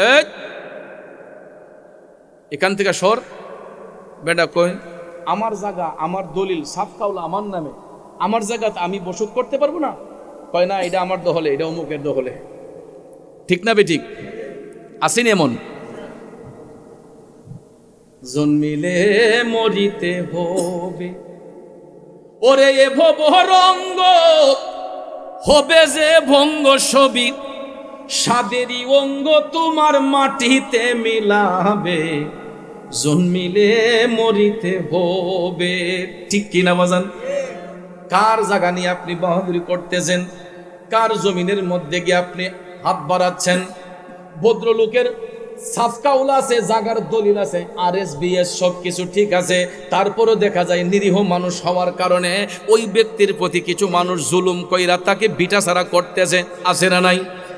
এদের শাস্তি আমার নবী জাহান্নামে দেখেছেন। তাদের পাগুলা উপর দিকে থাকবে, মাথাটা নিচ দিকে থাকবে, এদের মাথার মধ্যে অগ্নির তাপ দিবে, বাতের ফ্যানগুলা যেই রকম ঠকবক করে, ওই জাহান্নামী ব্যক্তিদের মাথার মগজটা বাতের ফ্যানের মতো ঠকবক করবে। কারণ হলো এরা দুনিয়ার জমিনে পরের সম্পদ আত্মসাৎ করত, মানুষের প্রতি জোর জবরদস্তি করত, রাহাজানি করত, খুন খারাপি করত। আসেনি বাবা? আপনারা একটাবার লক্ষ্য করে দেখেন, এই পৃথিবীর মধ্যে যত ক্ষমতাধর ব্যক্তি ছিল, যত বড় বড় রাজা বাদশা ছিল, আজকে কি তাদের রাজত্ব আছে? সব কিছু ধ্বংস হয়ে গেছে কার হুকুমে? জোরে কোন কার হুকুমে? তাহলে বাঙালি এটা বুঝে না কেন? মানুষ বুঝে না কেন? আমি যত কিছু করি না কেন, আমার তো এই দুনিয়াটা চিরস্থায়ী নয়। ব্যাংকের মধ্যে কোটি কোটি টাকা কার জন্য? ছেলে মেয়ের জন্য। কার জন্য? ছেলে মেয়ের জন্য। আরে পাগল, তুমি ছেলে মেয়ের দিকে নজর করতেছো, তোমার ছেলে মেয়েকে কোটি টাকার পাহাড় বানিয়ে দেওয়ার জন্য উপচে পড়ে লেগে আসো। কিন্তু আজকে যদি ভদ্রলোক মারা যায়, গায়ের পোশাকটা তো বেশি সময় থাকবে না, হয়তো 3 ঘন্টা 4 ঘন্টা এই পোশাকটা গায়ে থাকবে মৃতদেহের মধ্যে। তারপরেই তো সবাই আইসা এই গায়ের পোশাকটা টান দিয়া খুইলা বড়ই পাতার গরম জল দিয়ে গোসল দিয়ে ওই ব্যক্তিটাকে 3 টুকরা সাদা মার্কিন কাপড় দিয়ে পেঁচাইয়া দিবে। নাকি মিথ্যা বললাম? 3 টুকরা মার্কিন কাপড় দিয়ে পেঁচাইয়া দেখবেন আমরা একটা গাড়িতে উঠাই। এই গাড়িটা থাকে কোথায় জানেন? মসজিদের কোণার মাঝে। কোথায়? মসজিদের কোণার মধ্যে গাড়িটা থাকে। এটা কোনো প্রাডো মার্সিডিজ নয়, এটা কোনো ল্যান্ড ক্রুজার নয়, এটা কোনো দামি ব্র্যান্ডের গাড়ি নয়। ভাইয়ার আমার, এই গাড়িটা ধনী গরিব, রাজা বাদশা, মন্ত্রী মিনিস্টার সবার জন্য ওয়েট করে একটা জায়গায় মসজিদের কোণায়। ডেড বডি হয়ে যাবার পরে 3 টুকরা সাদা মার্কিন কাপড় দিয়ে পেছাইয়া দেখবেন স্বজনরা কয়, কিরে অমুক, তোরা 2টা ভাই, তোরা 3টা ভাই, তোর বাপের লাশটা তোরা কান দিল। ঠিক নিও, ছেলে বাবার লাশটা কান্দে লইছে, কবরের দিকে যাইতেছে, হাঁটতেছে আর কাঁদতেছে বাবার জন্য। আব্বা নাই, ও আব্বা নাই। আব্বার কথা স্মরণ কইরা কাঁদতেছে, কাঁদতে কাঁদতে গেছে শেষ স্টেশনে, এই কবরস্থানের মধ্যে। কথা কোন ঠিক কিনা? গাড়ি তো এক জায়গায় পার্কিং করতে হয়, ওই গাড়ির পার্কিংটা হবে কবরস্থানের পার্শ্বে। ভাইয়ার আমার, কবরস্থানের পার্শ্বে নিয়েই এই 4 পায়া খাটিয়াটা, এই গাড়িটা দেখবেন স্টপ করে। তখন কয়, মুখ তোরা 3টা ভাই জনমের বিদায় বাপরে দিবে, তোরা সাহস করে 3 ভাই কবরে না, তোর বাপরে নিজের হাতে শোয়াইয়া দে। ঠিক নিও আব্বা? তারপরে দেখবেন 3 ভাই নামে কবরে। নাইমা যখন বাবারে কবরের মধ্যে শোয়ায়, সবার মুখ দিয়ে আসে বিসমিল্লাহি ওয়া আলা মিল্লাতি রাসূলিল্লাহ। কথা কোন ঠিক কিনা? তখন তো সন্তান কয় না যে আমি আমার আব্বার লগে কবরে তাহাম। মাইজম ছেলে বলে না আব্বার লগে আমি কবরে শুয়ে তাহাম। ছুডু ছেলে বলে না যে আমি শুয়ে তাহাম, একটা দিন পরে আমি আমু তোমাদের কাছে। এই কথা কি কোনো সন্তান বলছে কোনোদিন? বলতে পারবে কোনোদিন? আব্বাজির আমার, তাহলে দেখেন এই 3টা সন্তান কবরে বাবারে নামাইয়া, তারপরে আপনারা দেখবেন বাঁশের চড়াট গোলা একটা একটা করে এই গ্যাপটা বন্ধ করার জন্য দেওয়া হয়। কথা কোন ঠিক না? যখন বাবার বুক পরিমাণ জায়গায় চলে আসে, তখন একজনকে বলা হয় তুমি উঠে যাও। এরপরে দেখবেন 2 জনে আবার বাঁশ দিয়া রাস্তাটা যখন আস্তে আস্তে সংকীর্ণ হতে থাকে, তখন কয় আরেকজন উঠে যাও। শেষ পর্যায়ে একটা সন্তান যখন কবরে থাকে, বাঁশগুলা যখন দিতে দিতে পায়ের কাছে চলে যায়, তখন দেখা যায় আরো 2 জনে টান দিয়া তারও উঠাইয়া নিছে। কথা বলেন? এরপরে দেখবেন আপনারা বাঁশগুলা দিয়ে সুন্দর করে ছিদ্রগুলা বন্ধ করে মাটির কণা ভিতরে প্রবেশ না করার জন্য এটার উপরে আবার চাটাই দেয়। ঠিক নি বাজান? চাটাই দেয় অনেকে, আপনারা দেখবেন চাষ দিয়ে বাঁশের উপরে দিয়া, তারপরে কমুক রে তোর আব্বার কবরের মাটিটা তুই সবার আগে দে। এরপরে দেখবেন সন্তানরা বাবার কবরে মাটি দেয়, দিতে দিতে দিতে দিতে কবরটা যখন সম্পূর্ণ হয়ে যায়, পরিপূর্ণ হয়ে যায়, 40 কদম দূরে আইসা ইমাম সাহেব হুজুর কয় সবাই লাইন ধরে দাঁড়াইয়া যান। তারপরে দেখবেন ইস্তেগফার করে, ফাতিহা পড়ে, মিলাদ শরীফ পড়ে, একটু মুনাজাত করে যার যার মতো করে স্বজনরা চলে যায়। আর সন্তানগুলা ঘরের মধ্যে গিয়া কান্না শুরু করে, আব্বারে থামাই আইলাম, আব্বারে দিয়ে আইলাম। এই কান্নাটা কয়দিন থাকে? 1 দিন, 2 দিন, 3 দিন, 4 দিন পরে চোখের পানি বন্ধ হয়ে যায়। কথা বলেন, 4 দিন পরে চোখের পানি বন্ধ হয়ে যায়। যার যার মতো করে কেউ চলে যায় বিদেশে, কেউ চলে যায় রাজধানী ঢাকায়, কেউ চট্টগ্রাম, কেউ কুমিল্লায়। তারপরে দেখা যায় বৎসরে 1 দিন বাবার জিয়ারত, কবর জিয়ারত করা সম্ভব হলে হয়, না হলে অনেকে করে না। অনেকে দেখবেন বাবার কবর জিয়ারত করার জন্য আরেকজন ভাড়াটিয়া করে ইমাম সাহেব নিয়ে যায়, আইন আব্বার কবরে একটু দোয়া করতাম আলহামদুলিল্লাহ। কথা কোন ঠিক না ঠিক? বন্ধুরা আমার, বাবাজিরা আমার, এরকম ভাবে সবাই ভুলে যায়। আপনারা বলুন, ওই কবরের মধ্যে কেউ কি কারো আপন হয়? একমাত্র আমার নবী ছাড়া, একমাত্র নবী ছাড়া কবরের মধ্যে কেউ আপন হয় না। তাহলে আব্বা, আমি যেই সন্তানের জন্য এত পেরেশানি করতেছি, এত আরশি করতেছি, আমার সন্তানটা তো মারা যাবার পরে আমার আপন নয়। যেই স্ত্রীকে নিয়ে সংসার করতেছি, মারা যাবার পরে স্ত্রী তো আমার আপন নয়, আমার কোনো বন্ধু বান্ধব আমার আপন নয়। যিনি আমার আপন হবেন তিনি হলেন রাহমাতাল লিল আলামিন, রাহমাতাল লিল আলামিন। এই জন্য আশিক কয়, প্রেমিক কয়, নবী নবী কইরা আমার মরণ যেন হয় গো, নবী নবী কইরা আমার মরণ যেন হয়। ভাইরে ওই মরণে পাইব শান্তি, ওই মরণে পাইব শান্তি, থাকবে না রে ভয়। নবী নবী কইরা আমার মরণ যেন হয় গো, নবী নবী কইরা আমার মরণ যেন হয়। আমার নবীর নাম নিয়ে মরতে চাই কি চাই না? কারা কারা চাই 2টা হাত তুলে দেখাই। নারে তাকবীর, ইয়া রাসূলুল্লাহ, জিন্দাবাদ জিন্দাবাদ। ওরে ওই মরণে পাইব শান্তি, ওই মরণে পাইব শান্তি, থাকবে না রে ভয়। নবী নবী কইরা আমার মরণ যেন হয় গো, নবী নবী কইরা আমার মরণ যেন হয়। কারণ নবী ছাড়া ওই কবরে নাই রে বান্ধব নাই, নবী ছাড়া ওই কবরে নাই রে বান্ধব নাই। হাসরেতে নবী ছাড়া নাই দরদি নাই, হাসরেতে নবী ছাড়া নাই দরদি নাই। নবী ছাড়া ওই কবরে নাই রে বান্ধব নাই। কথা বলেন ঠিক কিনা? বান্দার জন্য রহমত আমার নবী মুহাম্মদ, দুজাহানে আর কি আছে মোদেরই সম্পদ, ঠিক কিনা কল? বান্দার জন্য রহমত আমার নবী মুহাম্মদ, দুজাহানে আর কি আছে মোদেরই সম্পদ। আমার মদিনার কামলিওয়ালা নবীজি শুধু দুনিয়াতে আপন নয়, তিনি কবরে আপন, হাসরে আপন, মিজানে আপন, ফুলসিরাতে আপন, সর্ব জায়গায় আপন। এই জন্য আব্বা, মদিনার কামলিওয়ালা নবীর প্রেমে পাগল হইয়া যাও। যেই ব্যক্তি আমার নবীর প্রেমে পাগল হইয়া যায়, ওই ব্যক্তি কোনোদিন সুদের ব্যবসা করতে পারে না। যে মদিনার কামলিওয়ালা নবীর প্রেমিক হইয়া যায়, ওই ব্যক্তি ঘুষের টাকা খাইতে পারে না।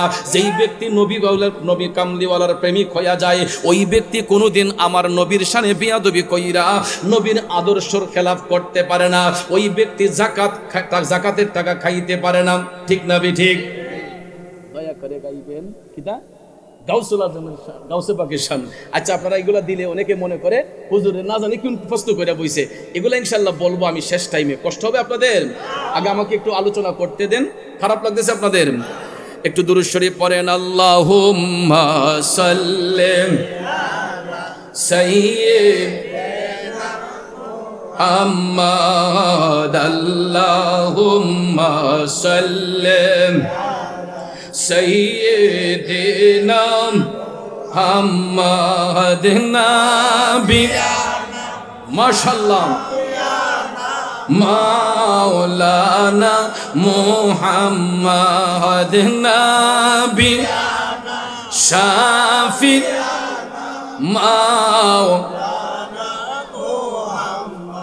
আমার বাবাজিরা বন্ধুরা, আমরা নবীর পক্ষে থাকতে চাই কি চাই না?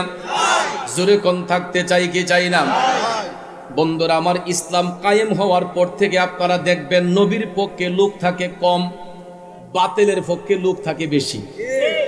কিন্তু জয় কি মদিনার কামলিওয়ালা নবীর সৈনিকদের হয় নাকি বাতিলদের হয়? ইসলামের যতটা যুদ্ধ হয়েছে, আপনি বদরের যুদ্ধের দিকে তাকান। বদরের যুদ্ধে নবীর পক্ষে ছিলেন মাত্র 313 জন সাহাবী, আর কাফেরের সংখ্যা ছিল 1500-এরও বেশি। ঠিক নেই? তো বদরের যুদ্ধে কি সাহাবায়ে কেরামের জয় হয়েছে না কাফেরদের জয় হয়েছে? আপনি উহুদের যুদ্ধে তাকান, হুনাইনের যুদ্ধে তাকান, খন্দকের যুদ্ধে তাকান, খাইবারের যুদ্ধে তাকান। প্রত্যেকটা যুদ্ধের মধ্যে বাতিলের পক্ষে লোক ছিল বেশি, সত্যের পক্ষে লোক ছিল কম।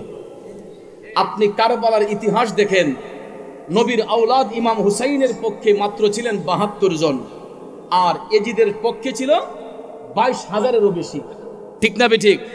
তো 22,000 লোক যদি 72 জন লোককে যদি ব্যারিকেড দেয়, এদের দেহে কোনো হাড্ডি মাংস থাকার কথা? আপনারা বলেন কোথায় 22,000 আর কোথায় মাত্র 72 জন? তবে একটা কথা মনে রাখবেন, সত্যের পক্ষে লোক যদি কমও থাকে, বাতিলের পক্ষে লোক যদি বেশিও থাকে, আমার আল্লাহ জয়দান করবে সত্যের মধ্যে। কথা কোন ঠিক কিনা? মদিনাওয়ালার প্রেমিকদেরই জয় হবে। তো বন্ধুরা আমার, বাবাজিরা আমার, ইয়ারমুকের যুদ্ধ যখন সংগঠিত হয়েছিল, আমার নবীর পক্ষে এই যুদ্ধে অংশগ্রহণ করেছিলেন নবীর একজন সাহাবী, ওনার নাম হচ্ছে হযরতে খালিদ বিন ওয়ালিদ রাদিয়াল্লাহু তাআলা আনহু। সুবহানাল্লাহ কোন।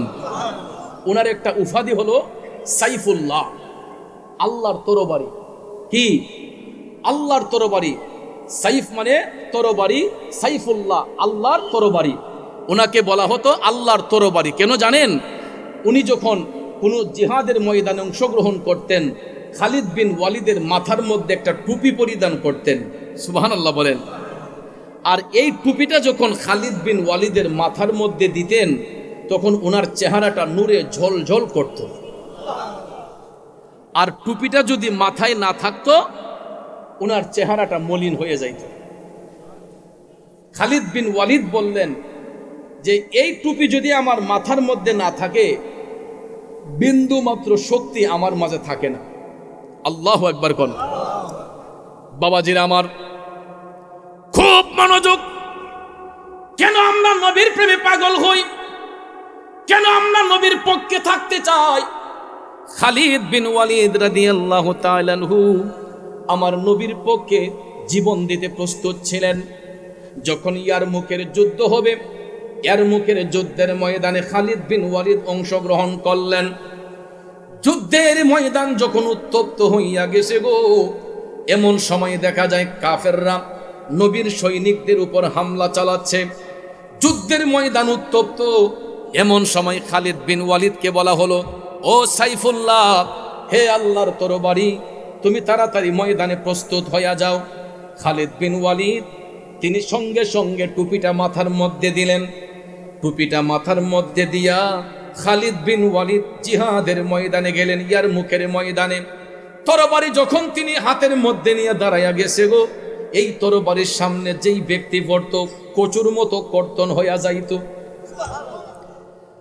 তরবারির সামনে যে পড়তো, কচুর মতো কর্তন হইয়া যাইত।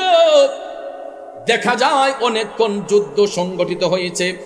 যুদ্ধের ময়দানে খালিদ বিন ওয়ালিদ তরবারিটা ঘুরাইতে ঘুরাইতে হঠাৎ করে দেখা যায় বাতিলদের পক্ষ থেকে যখন একটা তরবারি আসছে, একটা তীরের আঘাত যখন আসছে, এটা খালিদ বিন ওয়ালিদের মাথা বরাবর লক্ষ্য করে এসেছিল। মাথা বরাবর লক্ষ্য করে আসার ফলে ভাগ্যক্রমে আমার আল্লাহর কুদরতি ইশারায় দেখা যায় খালিদ বিন ওয়ালিদের মাথার মধ্যে আঘাত না লাইগা টুপির মধ্যে তীরটা ঢুইকা এই টুপিটাকে মাথা থেকে ফেলে দিয়েছে। টুপি যখন মাথা থেকে পড়ে গিয়েছে, খালিদ বিন ওয়ালিদ তিনি যুদ্ধ বাদ দিয়া দিলেন। হাতের তরবারি ছেড়ে তিনি বলতেছেন, আমার টুপি গেল কই, আমার টুপি গেল কই। তিনি টুপি খুঁজতে ব্যস্ত হয়ে গেলেন। ওই দিকে কাফেররা চতুর্দিকে হামলা চালাচ্ছে। এমন সময় নবীর পক্ষের সৈনিকরা বলেন, ও বন্ধু খালিদ, আপনি তাড়াতাড়ি তরবারি হাতে নেন, না হলে আমরা বাঁচব না। কিন্তু কারো কথার মধ্যে খালিদ বিন ওয়ালিদ সাড়া দেন না। তিনি অটোমেটিক, তিনি টুপির ধ্যানেই মগ্ন, তিনি টুপি খুঁজতেছেন, কারো কথার মধ্যে সাড়া দেন না। তাইলে বোঝা গেল এই টুপির মধ্যে নিশ্চয়ই কোনো না কোনো আছে, ঠিক না বেঠিক? খালিদ বিন ওয়ালিদ তিনি টুপি খুঁজতে ব্যস্ত হয়ে গেলেন, কারো কথার মধ্যে সাড়া দেন না। অনেক কন্দবত টুপি খুঁজতে খুঁজতে খুঁজতে গো খালিদ বিন ওয়ালিদ টুপিটা পুনরায় খুঁজে পাইলেন। আল্লাহু আকবার। টুপিটা যখন তিনি খুঁজে পাইলেন, তখন খালিদ বিন ওয়ালিদের চেহারার মধ্যে আবার উজ্জ্বলতা ভাব আসলো। যখন পুনরায় তিনি আবার টুপিটা মাথার মধ্যে দিলেন, দেখা যায় ওনার পুরাটা চেহারা আবার নূরান্বিত হয়ে গেছে। আবার খালিদ বিন ওয়ালিদ তরবারি হাতের মধ্যে নিয়ে গো তিনি ইয়ারমুখের যুদ্ধে বিজয় অর্জন করেছেন। জিহাদ করে দেখা যায় প্রত্যেকটা কাফেরদেরকে তিনি কতল করতে সক্ষম হইয়া ইয়ারমুখের যুদ্ধে মুসলমানদের পক্ষে একটা বিশাল বড় জয় আসলো। হযরতে খালিদ বিন ওয়ালিদ যুদ্ধে জয়লাভ করার পরে সবাই যখন একত্রিত হইল, তখন ডাক দিয়া কই, বন্ধু খালিদ, আমরা আপনার কাছে একটা জিনিস জানতে চাই। আমরা লক্ষ্য করেছি আপনার মাথার মধ্যে যখন এই টুপিটা থাকে আপনার চেহারাটা উজ্জ্বল হয়ে যায়, আর এই টুপি যদি আপনার মাথার মধ্যে না থাকে আমরা লক্ষ্য করেছি আপনার চেহারাটা মলিন হয়ে যায়। খালিদ বিন ওয়ালিদ ডাক দিয়া কয়, বন্ধুরা, ও আমার সহপাঠীরা, শোনো, আমি খালিদের তো কোনো বাহাদুরি নাই, আমার মধ্যে ছোট্ট বাচ্চার একটা শক্তিও নাই, আমার সমস্ত বাহাদুরি হইল এই টুপির মধ্যে। সবাই জানতে চাইলেন, বন্ধু খালিদ, আমাদেরকে একটু বলেন কি আছে এই টুপির মধ্যে, এই টুপির মধ্যে এমন কি হাকিকত রয়েছে আমাদেরকে বলেন। খালিদ বিন ওয়ালিদ বলতেছেন, তাইলে শুনেন, আমি এই টুপি নিয়ে এই কারণে বাহাদুরি করি, আমি আমার মদিনার কামলিওয়ালা নবীর গোলামিতে মাশগুল ছিলাম। আমার মদিনার কামলিওয়ালা নবী, মায়ার নবী, দয়ার নবীর গোলামিতে যখন মাশগুল হলাম, রাহমাতাল লিল আলামিন নবী আমাদেরকে সাথে নিয়া পবিত্র মক্কাতুল মুকাররমার মধ্যে উমরা হজ পালন করতে গেলেন। কি হজ? পবিত্র উমরা হজ পালন করতে গেলেন। খালিদ বিন ওয়ালিদ বললেন, দয়াল নবী যখন বাইতুল্লাহ শরীফ তাওয়াফ করতেছেন, আমরা নবীজির পিছন পিছন আমরাও তাওয়াফ করলাম, কিন্তু কখনো আমরা নবীজির কদম মুবারকের মধ্যে পাও রাখি নাই। রসুল যেই দিকে হাঁটতেন আমরা নবীজির কদমের মধ্যে, কদম মুবারকে আমরা পাও রাখতাম না, আমরা সব সময় একটু আড়ালে গিয়া একটু ফাঁস কাটিয়ে অন্য দিকে হাঁটতাম। কারণ আমার দয়াল নবী যেই দিকে হাঁটতেন, নবীজির পাও মুবারকের চিহ্ন যেখানে পড়তো, সাহাবায়ে কেরাম সেখানে কদম রাখতেন না। আদব কারে কয় চিন্তা করেন, সুবহানাল্লাহ কোন।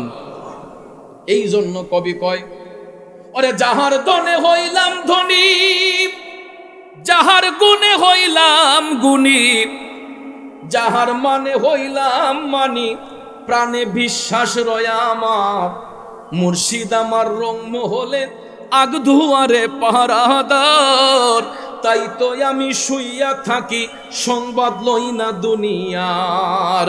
কারণ যাদের পাশে নবী আছে তাদের আবার চিন্তা কিসের, ঠিক না বেঠিক? নবী যাদের সঙ্গে থাকে গো তাদের তো কোনো চিন্তা নাই। খালিদ বিন ওয়ালিদ বলতেছেন, আমি নবীজির সঙ্গে উমরা হজে ছিলাম, দয়াল নবী বাইতুল্লাহ শরীফ তাওয়াফ করলেন। বাইতুল্লাহ শরীফ তাওয়াফ করার পরে মদিনার কামলিওয়ালা নবী সাফা মারওয়া সাই করলেন। সাফা মারওয়া সাই করার পরে গো আমার মদিনার কামলিওয়ালা নবী যখন মাথা মুবারক মুন্ডন করতে গেলেন, কি মুবারক? উমরা হজ করে এখন পর্যন্ত আমরা মাথা মুন্ডন করি কি করি না? তবে মাথা মুন্ডন করা উত্তম। অনেকে একাধিক উমরা করার ফলে 3 পাশ দিয়ে চুল সেটে নেয়, এটা ফুকাহায়ে কেরাম ইস্তেহাদ করে। পরবর্তী যুগে আইম্মায়ে মুজতাহিদগণ এবং ফুকাহায়ে কেরাম এটা ইস্তেহাদ করে, তারা এটা সিদ্ধান্ত দিয়েছেন যে যারা অনেকের মাথার মধ্যে চর্মরোগ থাকে, অ্যালার্জি রোগ থাকে, একাধিক ব্লেড যখন মাথার মধ্যে চাষ দেওয়া হয় অনেকের মাথার মধ্যে অ্যালার্জি রোগ দেখা দেয়। এই জন্য একাধিক উমরা যারা করে তারা চুল সেটে নেয়। একাধিক উমরা করার ফলে 3 পাশে চুল ছাইটা নেই, এটাও উমরা আদায় হবে। কিন্তু সর্বোত্তম হলো মাথা মুন্ডন করা। কারণ আমরা বাংলাদেশ থেকে অন্তত যারা যাই, আমরা জীবনে 1 বার 2 বার, কেউ বহুবার যায়, কিন্তু ভাইয়ের আমার নিয়ম হলো উমরা করে সাথে সাথে মাথা মুন্ডন করবেন, এটা নবীর সুন্নত। সুবহানাল্লাহ কোন আমার দয়াল নবীজি পবিত্র উমরা হজ পালন করার পরে যখন মাথা মুবারক মুন্ডন করতে গেলেন, খালিদ বিন ওয়ালিদ বললেন, আমরা যতজন নবীর উম্মতরা সাথে ছিলাম, আমরা সবাই মিলে গায়ের রুমালগুলা বিছাইয়া দিলাম, যাতে করে আমার দয়াল নবীর একটা চুল মুবারক জমিনের মধ্যে না পড়ে। আহ কি তাজিম রে! আমার নবীর একটা চুল মুবারক যাতে জমিনে না পড়ে, সাহাবায়ে কেরাম প্রত্যেকেই নিজের গায়ের রুমালগুলা বিছাইয়া দিলেন। সুবহানাল্লাহ বলেন। রনিতে সারা জীবন পরে থাকবো, ঠিক কিনা বলুন? আমরা নবীর কদম মুবারকে থাকতে চাই কি চাই না? দুলাল কান্দের নবীর প্রেমিকেরা, ও যুবক বন্ধুরা রে, খালিদ বিন ওয়ালিদ বললেন, আমরা নিজের গায়ের রুমালগুলা বিছিয়ে রাখলাম যাতে করে জিন্দা নবীর একটা চুল মুবারক জমিনের মধ্যে না পড়ে। আল্লাহু আকবার। অথচ দেখেন, আমরা যখন শিলের ঘরে চুল কাটতে যাই, একজন চুল কাটলে আরেকজন যখন বসতে যায়, শিলওয়ালা ব্যক্তিরা কয়, ভাই বাড়িতে দাও, তাড়াতাড়ি পরিষ্কার করে দাও, ঠিক কিনা? কারণ আমাদের ঘৃণা হয়, এক ভাইয়ের চুল পড়লে আরেক ভাই এখানে ঘৃণা করে বসে নাই, পরিষ্কার করে দাও বলে না? 2-3টা মাথার চুল যখন কাটা হয়, দোকানে চুল জমে যায়, তখন দেখবেন শিল ব্যক্তি ঝাড়ু দিয়া এগুলাকে উঠাইয়া আপনার বেলচাতে নিয়ে দেখবেন ডাস্টবিনের মধ্যে ফেলে দেয়। আমার আপনার চুল, এটা শুধুই চুল, যেই কারণে মাথা থেকে মুন কামানোর পরে, ছাটার পরে আমাদের চুলগুলা ময়লা ডাস্টবিনে চলে যায়। কথা কোন ঠিক কিনা? আর আমার দয়াল নবীর একটা চুল মুবারক যাতে জমিনে না পড়ে, সাহাবায়ে কেরাম নিজের রুমাল বিছিয়ে দিলেন। কারণ নবীজির চুল শুধুই চুল নয়, এর মাধ্যমে আপনারা দেখবেন অনেক সময় নবীজির চুল মুবারক আমাদের বাংলাদেশে অনেক আরব দেশের শায়েখরা আসলে তারা এটা নিয়ে আসে, আমাদের দেখার সুযোগ হয়। বন্ধুরা আমার, বাবাজিরা আমার, প্রায় 70 থেকে 80টা গিলাফ লাগানো থাকে। 70 থেকে 80টা গিলাফ লাগানো থাকে। যদি কোনো একবার নসিব হয়, সুযোগ হয়, দেখবেন শ্বাস টান দিয়ে পৃথিবীতে এর চাইতে দামি পারফিউম আর কোথাও আছে বলে আমার সন্দেহ হয়। আর আসলে থাকবেই কিভাবে? কারণ আমার নবীজির পেশাব মুবারকে সুগন্ধ, নবীজির পায়খানা মুবারকে মেশকো আম্বরের গন্ধ। কথা কোন ঠিক না বেঠিক? আর আমার আপনার পায়খানা, এটা শুধুই পায়খানা, দুর্গন্ধ।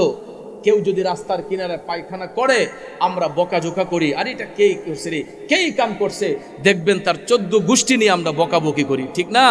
আর আমার নবীজি যখন টয়লেট মুবারক করতেন, বাতাসে সুগন্ধি ছড়াইতো, সাহাবায়ে কেরাম বলতেন যে এত সুন্দর মেশকো আম্বরের গন্ধ আমরা তো জীবনে কোনোদিন শুনি নাই। কোত্থেকে আসতেছে? কোত্থেকে আসতেছে? পরবর্তীতে তাল্লাশ করে দেখা যায়, রসুল পায়খানা মুবারক করে আসার পরে আমার নবীর টয়লেট মুবারকের থেকে মেশকো আম্বরের সুঘ্রাণ ছড়ে যাইত। কিন্তু পৃথিবীর ইতিহাসে কেউ কোনোদিন আমার নবীর পায়খানা মুবারক দেখতে কেমন, এটা দেখার সৌভাগ্য হয় নাই। কেন? রসুল নিজে বলেছেন যে আমি যখন টয়লেট করতে যাই, জমিনটা হাঁ করে বসে থাকে এটা গিলার জন্য। এটা জমিনে পড়তে দেরি হয়, জমিন সেটা গ্রহণ করতে দেরি করে না।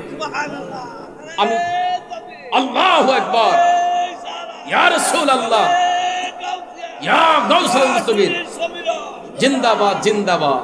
এই জন্য আমি দম গুনাহগারে লিখেছিলাম, আমার জীবন করব দান গেয়ে নবীর গুণগান, আমার জীবন করব দান গেয়ে নবীর গুণগান। নবী ছাড়া ত্রিভুবনে নাই কোনো সম্মান, আমার জীবন করব দান গেয়ে নবীর গুণগান।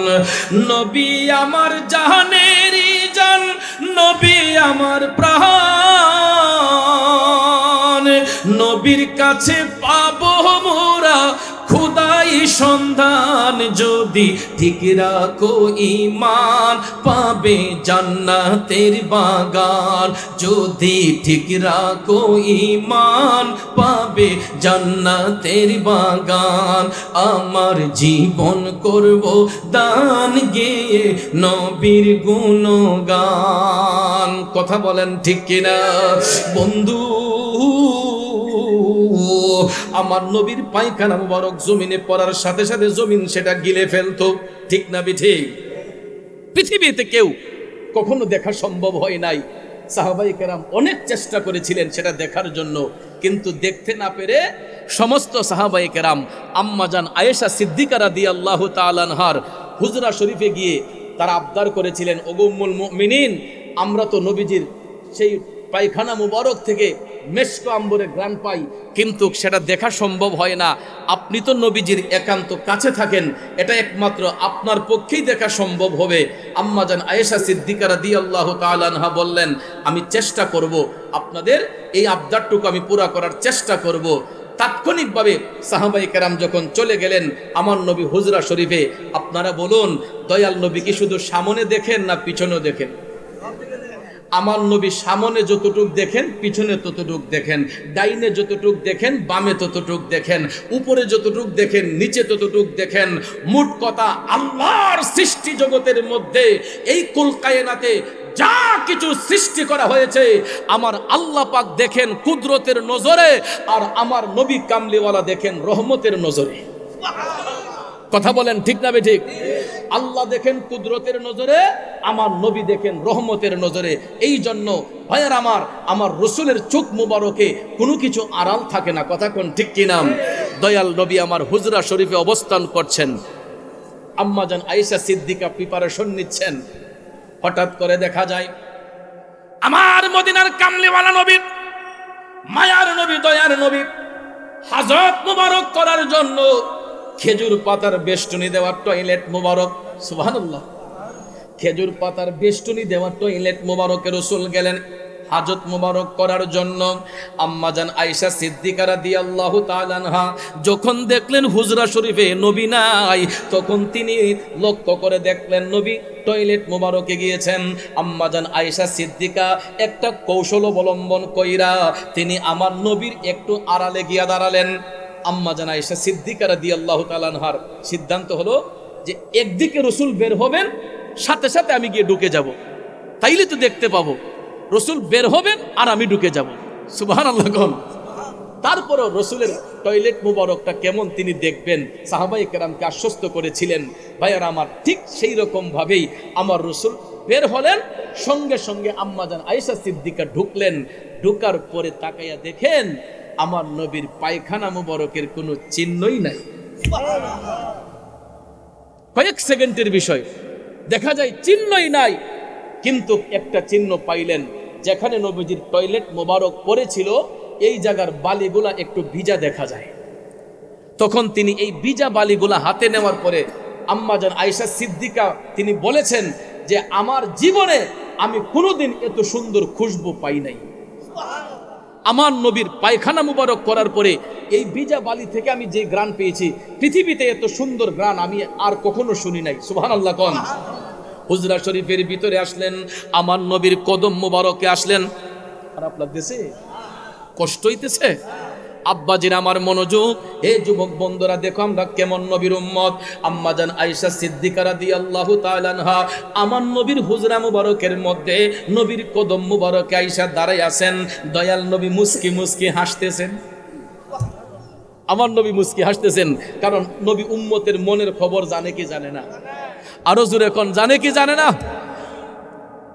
এ নবীর প্রেমিকেরা, আম্মাজান আয়েশা সিদ্দিকা রাদিয়াল্লাহু তাআলা আনহা ডাক দিয়া বলতেছেন, আসসালাতু ওয়াসসালামু আলাইকা ইয়া রাসূলুল্লাহ।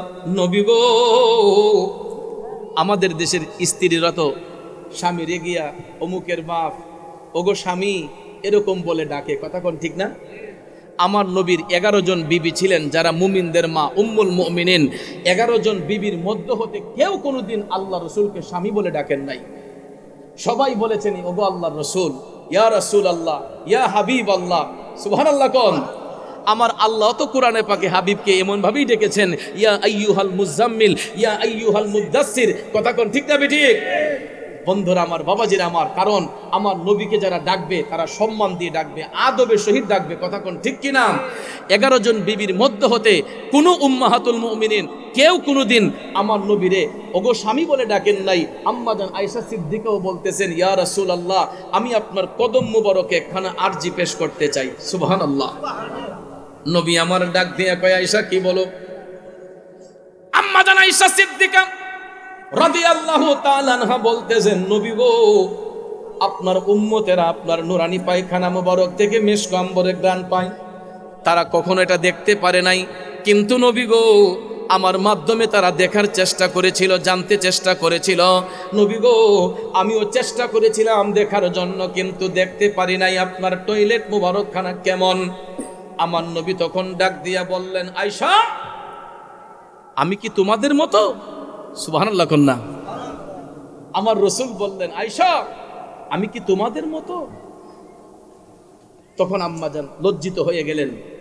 আচ্ছা বলেন, আমার রাসূলের সঙ্গে সৃষ্টির কোনো বস্তুর তুলনা আছে? আমার দয়াল নবী হচ্ছেন বেনজির বেমেসাল। কথা কোন ঠিক কিনা? যার সঙ্গে সৃষ্টির কোনো বস্তুর তুলনা হইতে পারে। দয়াল নবী বলেছেন, আমি কি তোমাদের মতো? আম্মাজান আয়েশা সিদ্দিকা লজ্জিত হয়ে গেলেন। তখন আমার নবী ডাক দিয়ে বললেন, আয়েশা রে, আমি রাসূল যখন পায়খানা করতে যাই, এটা জমিনের মধ্যে পড়তে দেরি হয়, জমিন সেটা গিলার জন্য প্রস্তুত থাকে, হা করে বসে থাকে। এটা পড়তে দেরি হয়, জমিন সেটা গিলতে দেরি করে না। এই হাদিস শরীফ রিসার্চ করে এটার হাসিয়ার মধ্যে পড়লে আপনারা পাবেন যে আজকে যে মাটির মধ্যে আমরা ফসল উৎপাদন করি, দেখবেন হরেক রকমের গাছ, ঠিক না বেঠিক? একই মাটির মধ্যে এক গাছের ফল হয় টক, একটা মিষ্টি, একটা ঝাল, কত রকমের নিয়ামত যে আল্লাহ এই জমিনের মধ্য থেকে আমাদেরকে দিছে, ঠিক নি আব্বা? একই মাটির মধ্যে আম গাছ, জাম গাছ, কাঁঠাল গাছ, লিচু গাছ, পেয়ারা গাছ, লটকন গাছ, কত ধরনের গাছ আমরা লাগাই। দেখবেন এক একটা ফলের এক একটা স্বাদ। ভাইয়ার আমার, অনেক মুফাসসিরিনে কেরাম বলেছেন এই স্বাদ আসছে একমাত্র আমার নবীর কারণে। আরো জোরে কন্যা সুবহানাল্লাহ। এই জন্য বন্ধুরা আমার, বাবাজিরা, আমি যেই কথাটা বলতে চেয়েছিলাম, আমার নবীর চুল মুবারক, এটা শুধু চুল মুবারক নয়, এটা নূর মুবারক। মূল আলোচনা কিন্তু এই জায়গার মধ্যে ছিল, মনে আসেনি? বন্ধুরা গভীর মনোযোগ। নবীজির চুল মুবারকের মধ্যে মিশক আম্বরের গন্ধ। এই জন্য সাহাবায়ে কেরাম আমার নবীর চুল মুবারক সংগ্রহ করার জন্য তারা উপচে পড়ে লেগে থাকতেন। হযরতে খালিদ বিন ওয়ালিদ বলেন, আমি যখন নিজের গায়ের রুমালটা বিছিয়ে রাখলাম, আমি লক্ষ্য করে দেখলাম আমার রুমালের মধ্যে নবীজির কয়েকখানা চুল মুবারক হাজির হয়েছে। তখন তিনি ভাবলেন, নবীজির চুল মুবারক তো যেই কোনো জায়গার মধ্যে রাখা যাবে না, কোথায় রাখবো? সিদ্ধান্ত নিলেন, টুপিটা যেহেতু বডির সর্বোচ্চ জায়গার মধ্যে থাকে, মাথার উপরে কি আর কোনো স্থান আছে? মাথার মধ্যে টুপি থাকে, এই টুপির মধ্যে যদি যত্ন কইরা আমার নবীর চুল মুবারক সেলাই করে বেঁধে রাখি, এই জায়গার মধ্যেই যত্নের সহিত থাকবে। বন্ধু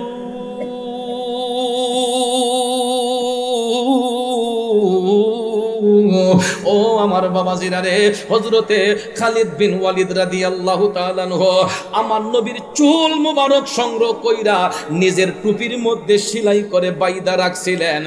আর টুপিটা মাথার মধ্যে দিয়া খালিদ বিন ওয়ালিদ বলতেন, আমি মনে করি স্বয়ং রাহমাতাল লিল আলামিন আমার সাথে আছে। সুবহানাল্লাহ। আরো জোরে কোন সুবহানাল্লাহ। আর এই টুপি যদি আমার মাথার মধ্যে না থাকে, একটা বাচ্চার শক্তি আমার মধ্যে থাকে না। আর নবীজির চুল মুবারক মিশ্রিত করা এই টুপিটা যখন আমার মাথার মধ্যে পরিধান করি, পৃথিবীর মধ্যে এমন কোন বাহাদুর দেখি না আমি খালিদ বিন ওয়ালিদের তরবারির সামনে দাঁড়াইয়া ইসলামের বিরুদ্ধে একটা কথা বলবে। একটা বাহাদুর নাই ইসলামের বিরুদ্ধে কথা বলে আমার কাছ থেকে চলে যাবে, কচুর মতো তাকে কর্তন করে ফেলবো। কারণ আমার রাহমাতাল লিল আলামিন নবী, আমি খালিদ বিন ওয়ালিদের সাথে আছে। সুবহানাল্লাহ বলেন। তাইলে দেখেন সাহাবায়ে কেরাম আমার নবীর চুল মুবারককে এত তাজিম করতেন, সম্মান করতেন। না জানি নবীজির আপাদ মুস্তক মুবারক, দেহ মুবারকটাকে সাহাবায়ে কেরাম কতই না তাজিম করতেন, সম্মান করতেন।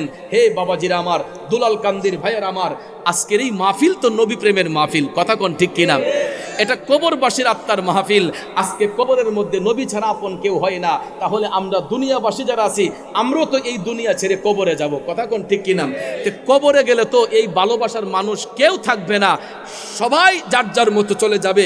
একমাত্র কবরে গিয়া যারা আপন পাইবেন তিনি হলেন শাহে মদিনা। তাহলে যেই নবী আমার আপনার দুনিয়াতে আপন, কবরে আপন, সর্ব জায়গায় আপন হয়, ওই নবীর গোলামি করতে কারো কোনো আপত্তি আছে? কারো কোনো কষ্ট আছে? ভাইয়ার আমার, বন্ধুরা আমার, দুঃখ লাগে, কষ্ট লাগে। মাথায় পাগড়ি, টুপি, জুব্বা, কুর্তা লাগায়ও দেখা যায় আমার নবীর বিরুদ্ধে অনেকেই কথা বলে। আমার বড় আফসোস হয়, এই টুপি মাথায়, নবীর সুন্নত মাথায় দিয়া কিছু কিছু ভাই এখন 20 বছর হাদিসের খেদমত করছে, 20 বছর হাদিসের খেদমত করছে। অসংখ্য ছাত্র আছে, মাদ্রাসার ভাইস প্রিন্সিপাল পোস্ট দেওয়া হয় নাই, যেই কারণে দেখা যায় পদ না পাওয়ার কারণে উনি সুন্নিয়ত ছাইরা খারিজি হয়ে গেছে। পদের লুবি, কথা কোন ঠিক না ঠিক? এই আমার নবীর কথা মনে হয়ে যায়। কিয়ামত সংগঠিত হওয়ার আগে রসুল বলেছেন আলেমদের সিনা থেকে এলেম উঠিয়ে নেওয়া হবে। উঠিয়ে নেওয়া মানে এলেমকে বিদূরিত করা হবে, কারণ এরা এলেম অর্জন করবে এদের ব্যক্তি স্বার্থ হাসিলের জন্য। আমার কথা না, এটা নবীজির কথা। এরা ব্যক্তি স্বার্থ হাসিলের জন্য এরা এলেমকে প্রয়োগ করবে। আজকে দেখা যায় 1500 বছর পরে এটাই প্রমাণিত হলো যে এই সমাজের মধ্যে পদবি না পাওয়ার কারণে সুন্নিয়ত নবীর পক্ষ চাইরা খারেজিদের পক্ষ নিছে, টাইটেল পাশ একজন মৌলানা। ভাইয়ার আমার, বন্ধুর আমার, তাইলে তার কাছে বোঝা গেছে যে নবীর মহব্বত দরকার নাই, নবীর তাজিম দরকার নাই, তার পথটাই দরকার, কথা কোন ঠিক না ঠিক? এই জন্য ভাইয়ার আমার, যেই দরবারের বহুমুখী কামিল মাদ্রাসা, এই দরবারের আলা হযরত পীর সাহেব হুজুরও তাকে ঘাট ধরে এখান থেকে বের করে দিয়েছেন। যে যেখানে নবীর তাজিম নাই, যেখানে নবীর পক্ষে আদব নাই, নবীর প্রতি তার ভালোবাসা নাই, এই দরবারে তার কোনো স্থান নাই। এই জন্য এই দরবার থেকে এবং এই দরবারের যেটা সেবামূলক সংগঠন ছিল এটা থেকে পর্যন্ত তাকে সাসপেন্ড করে দেওয়া হয়েছে, কথা কোন ঠিক না ঠিক? কারণ নবীর বিরুদ্ধে আল্লামা এই কবি নজরুল বলেছেন, রসুলের অপমানে যদি কাঁদে না তোর মন, মুসলিম নয় মুনাফিক তুই রাসূলের দুশমন, কথা কোন ঠিক কিনা? কারণ নবীর জন্য যার অন্তর কাঁদে না সে কোনোদিন মুমিন হতে পারে না। কারণ সে নাকি 20 বছর হাদিসের খেদমত করে মিলাদ কিয়াম কইরা নাকি কোনো তৃপ্তি পায় নাই। আমার নবীর মিলাদ শরীফের মধ্যে সে কিছু পায় নাই, কই এগুলা বলে বাউতাবাজি। এই জন্য সে পদের লোভে খারেজিদের পক্ষে নিয়ে কয় আমারে মাফ করে দেন, আমি ওর দিন আপনার লগে ভুল করছি। ভাইয়ার আমার, এই সমস্ত এরাই হচ্ছে মুনাফিক। মুনাফিক কিন্তু হিন্দু, বৌদ্ধ, খ্রিস্টানের মধ্যে হয় না, মুনাফিক হয় মুসলমানের মধ্যে কিছু সংখ্যক লোক, ঠিক না ঠিক? এই জন্য আল্লাহ রসুল বলেছেন মুনাফিকের চাইতে কাফের বহু ভালো। কাফের তো জেনে বুঝেই কাফের, কিন্তু মুনাফিক কাফেরের চেয়ে নিকৃষ্ট। বেঈমান মুনাফিক এরা কাফেরের চেয়ে নিকৃষ্ট। এই জন্য আব্বাজি মুসলমানদের ইমানের বহু দাম। আল্লাহর হাবিব এটাও বলেছেন যে কিয়ামত সংগঠিত হওয়ার আগে আমার উম্মতের ইমান রাখাটা, এটা জ্বলন্ত আগুন হাতের মধ্যে রাখাটা যেমন কষ্টসাধ্য হয়, আমার উম্মতের ইমান রক্ষা করাটা এমন কষ্টসাধ্য হয়ে যাবে। জ্বলন্ত আগুন হাতে রাখার যেমন কষ্ট, মুসলমানদের ইমান রক্ষা করাটা এমন কষ্ট হয়ে যাবে এই ফিতনার জামানার মধ্যে আইসা। তো আমরা এখন যেটা আজ করতে পেরেছি, 1500 বছর রসুল যেই ভবিষ্যৎবাণী করেছেন এইগুলো এখন বাস্তবে রূপদান করতেছি। এইগুলো এখন আমরা অক্ষরে অক্ষরে মিল পাইতেছি, কারণ আমার রসুল গায়েবের খবর দেনেওয়ালা।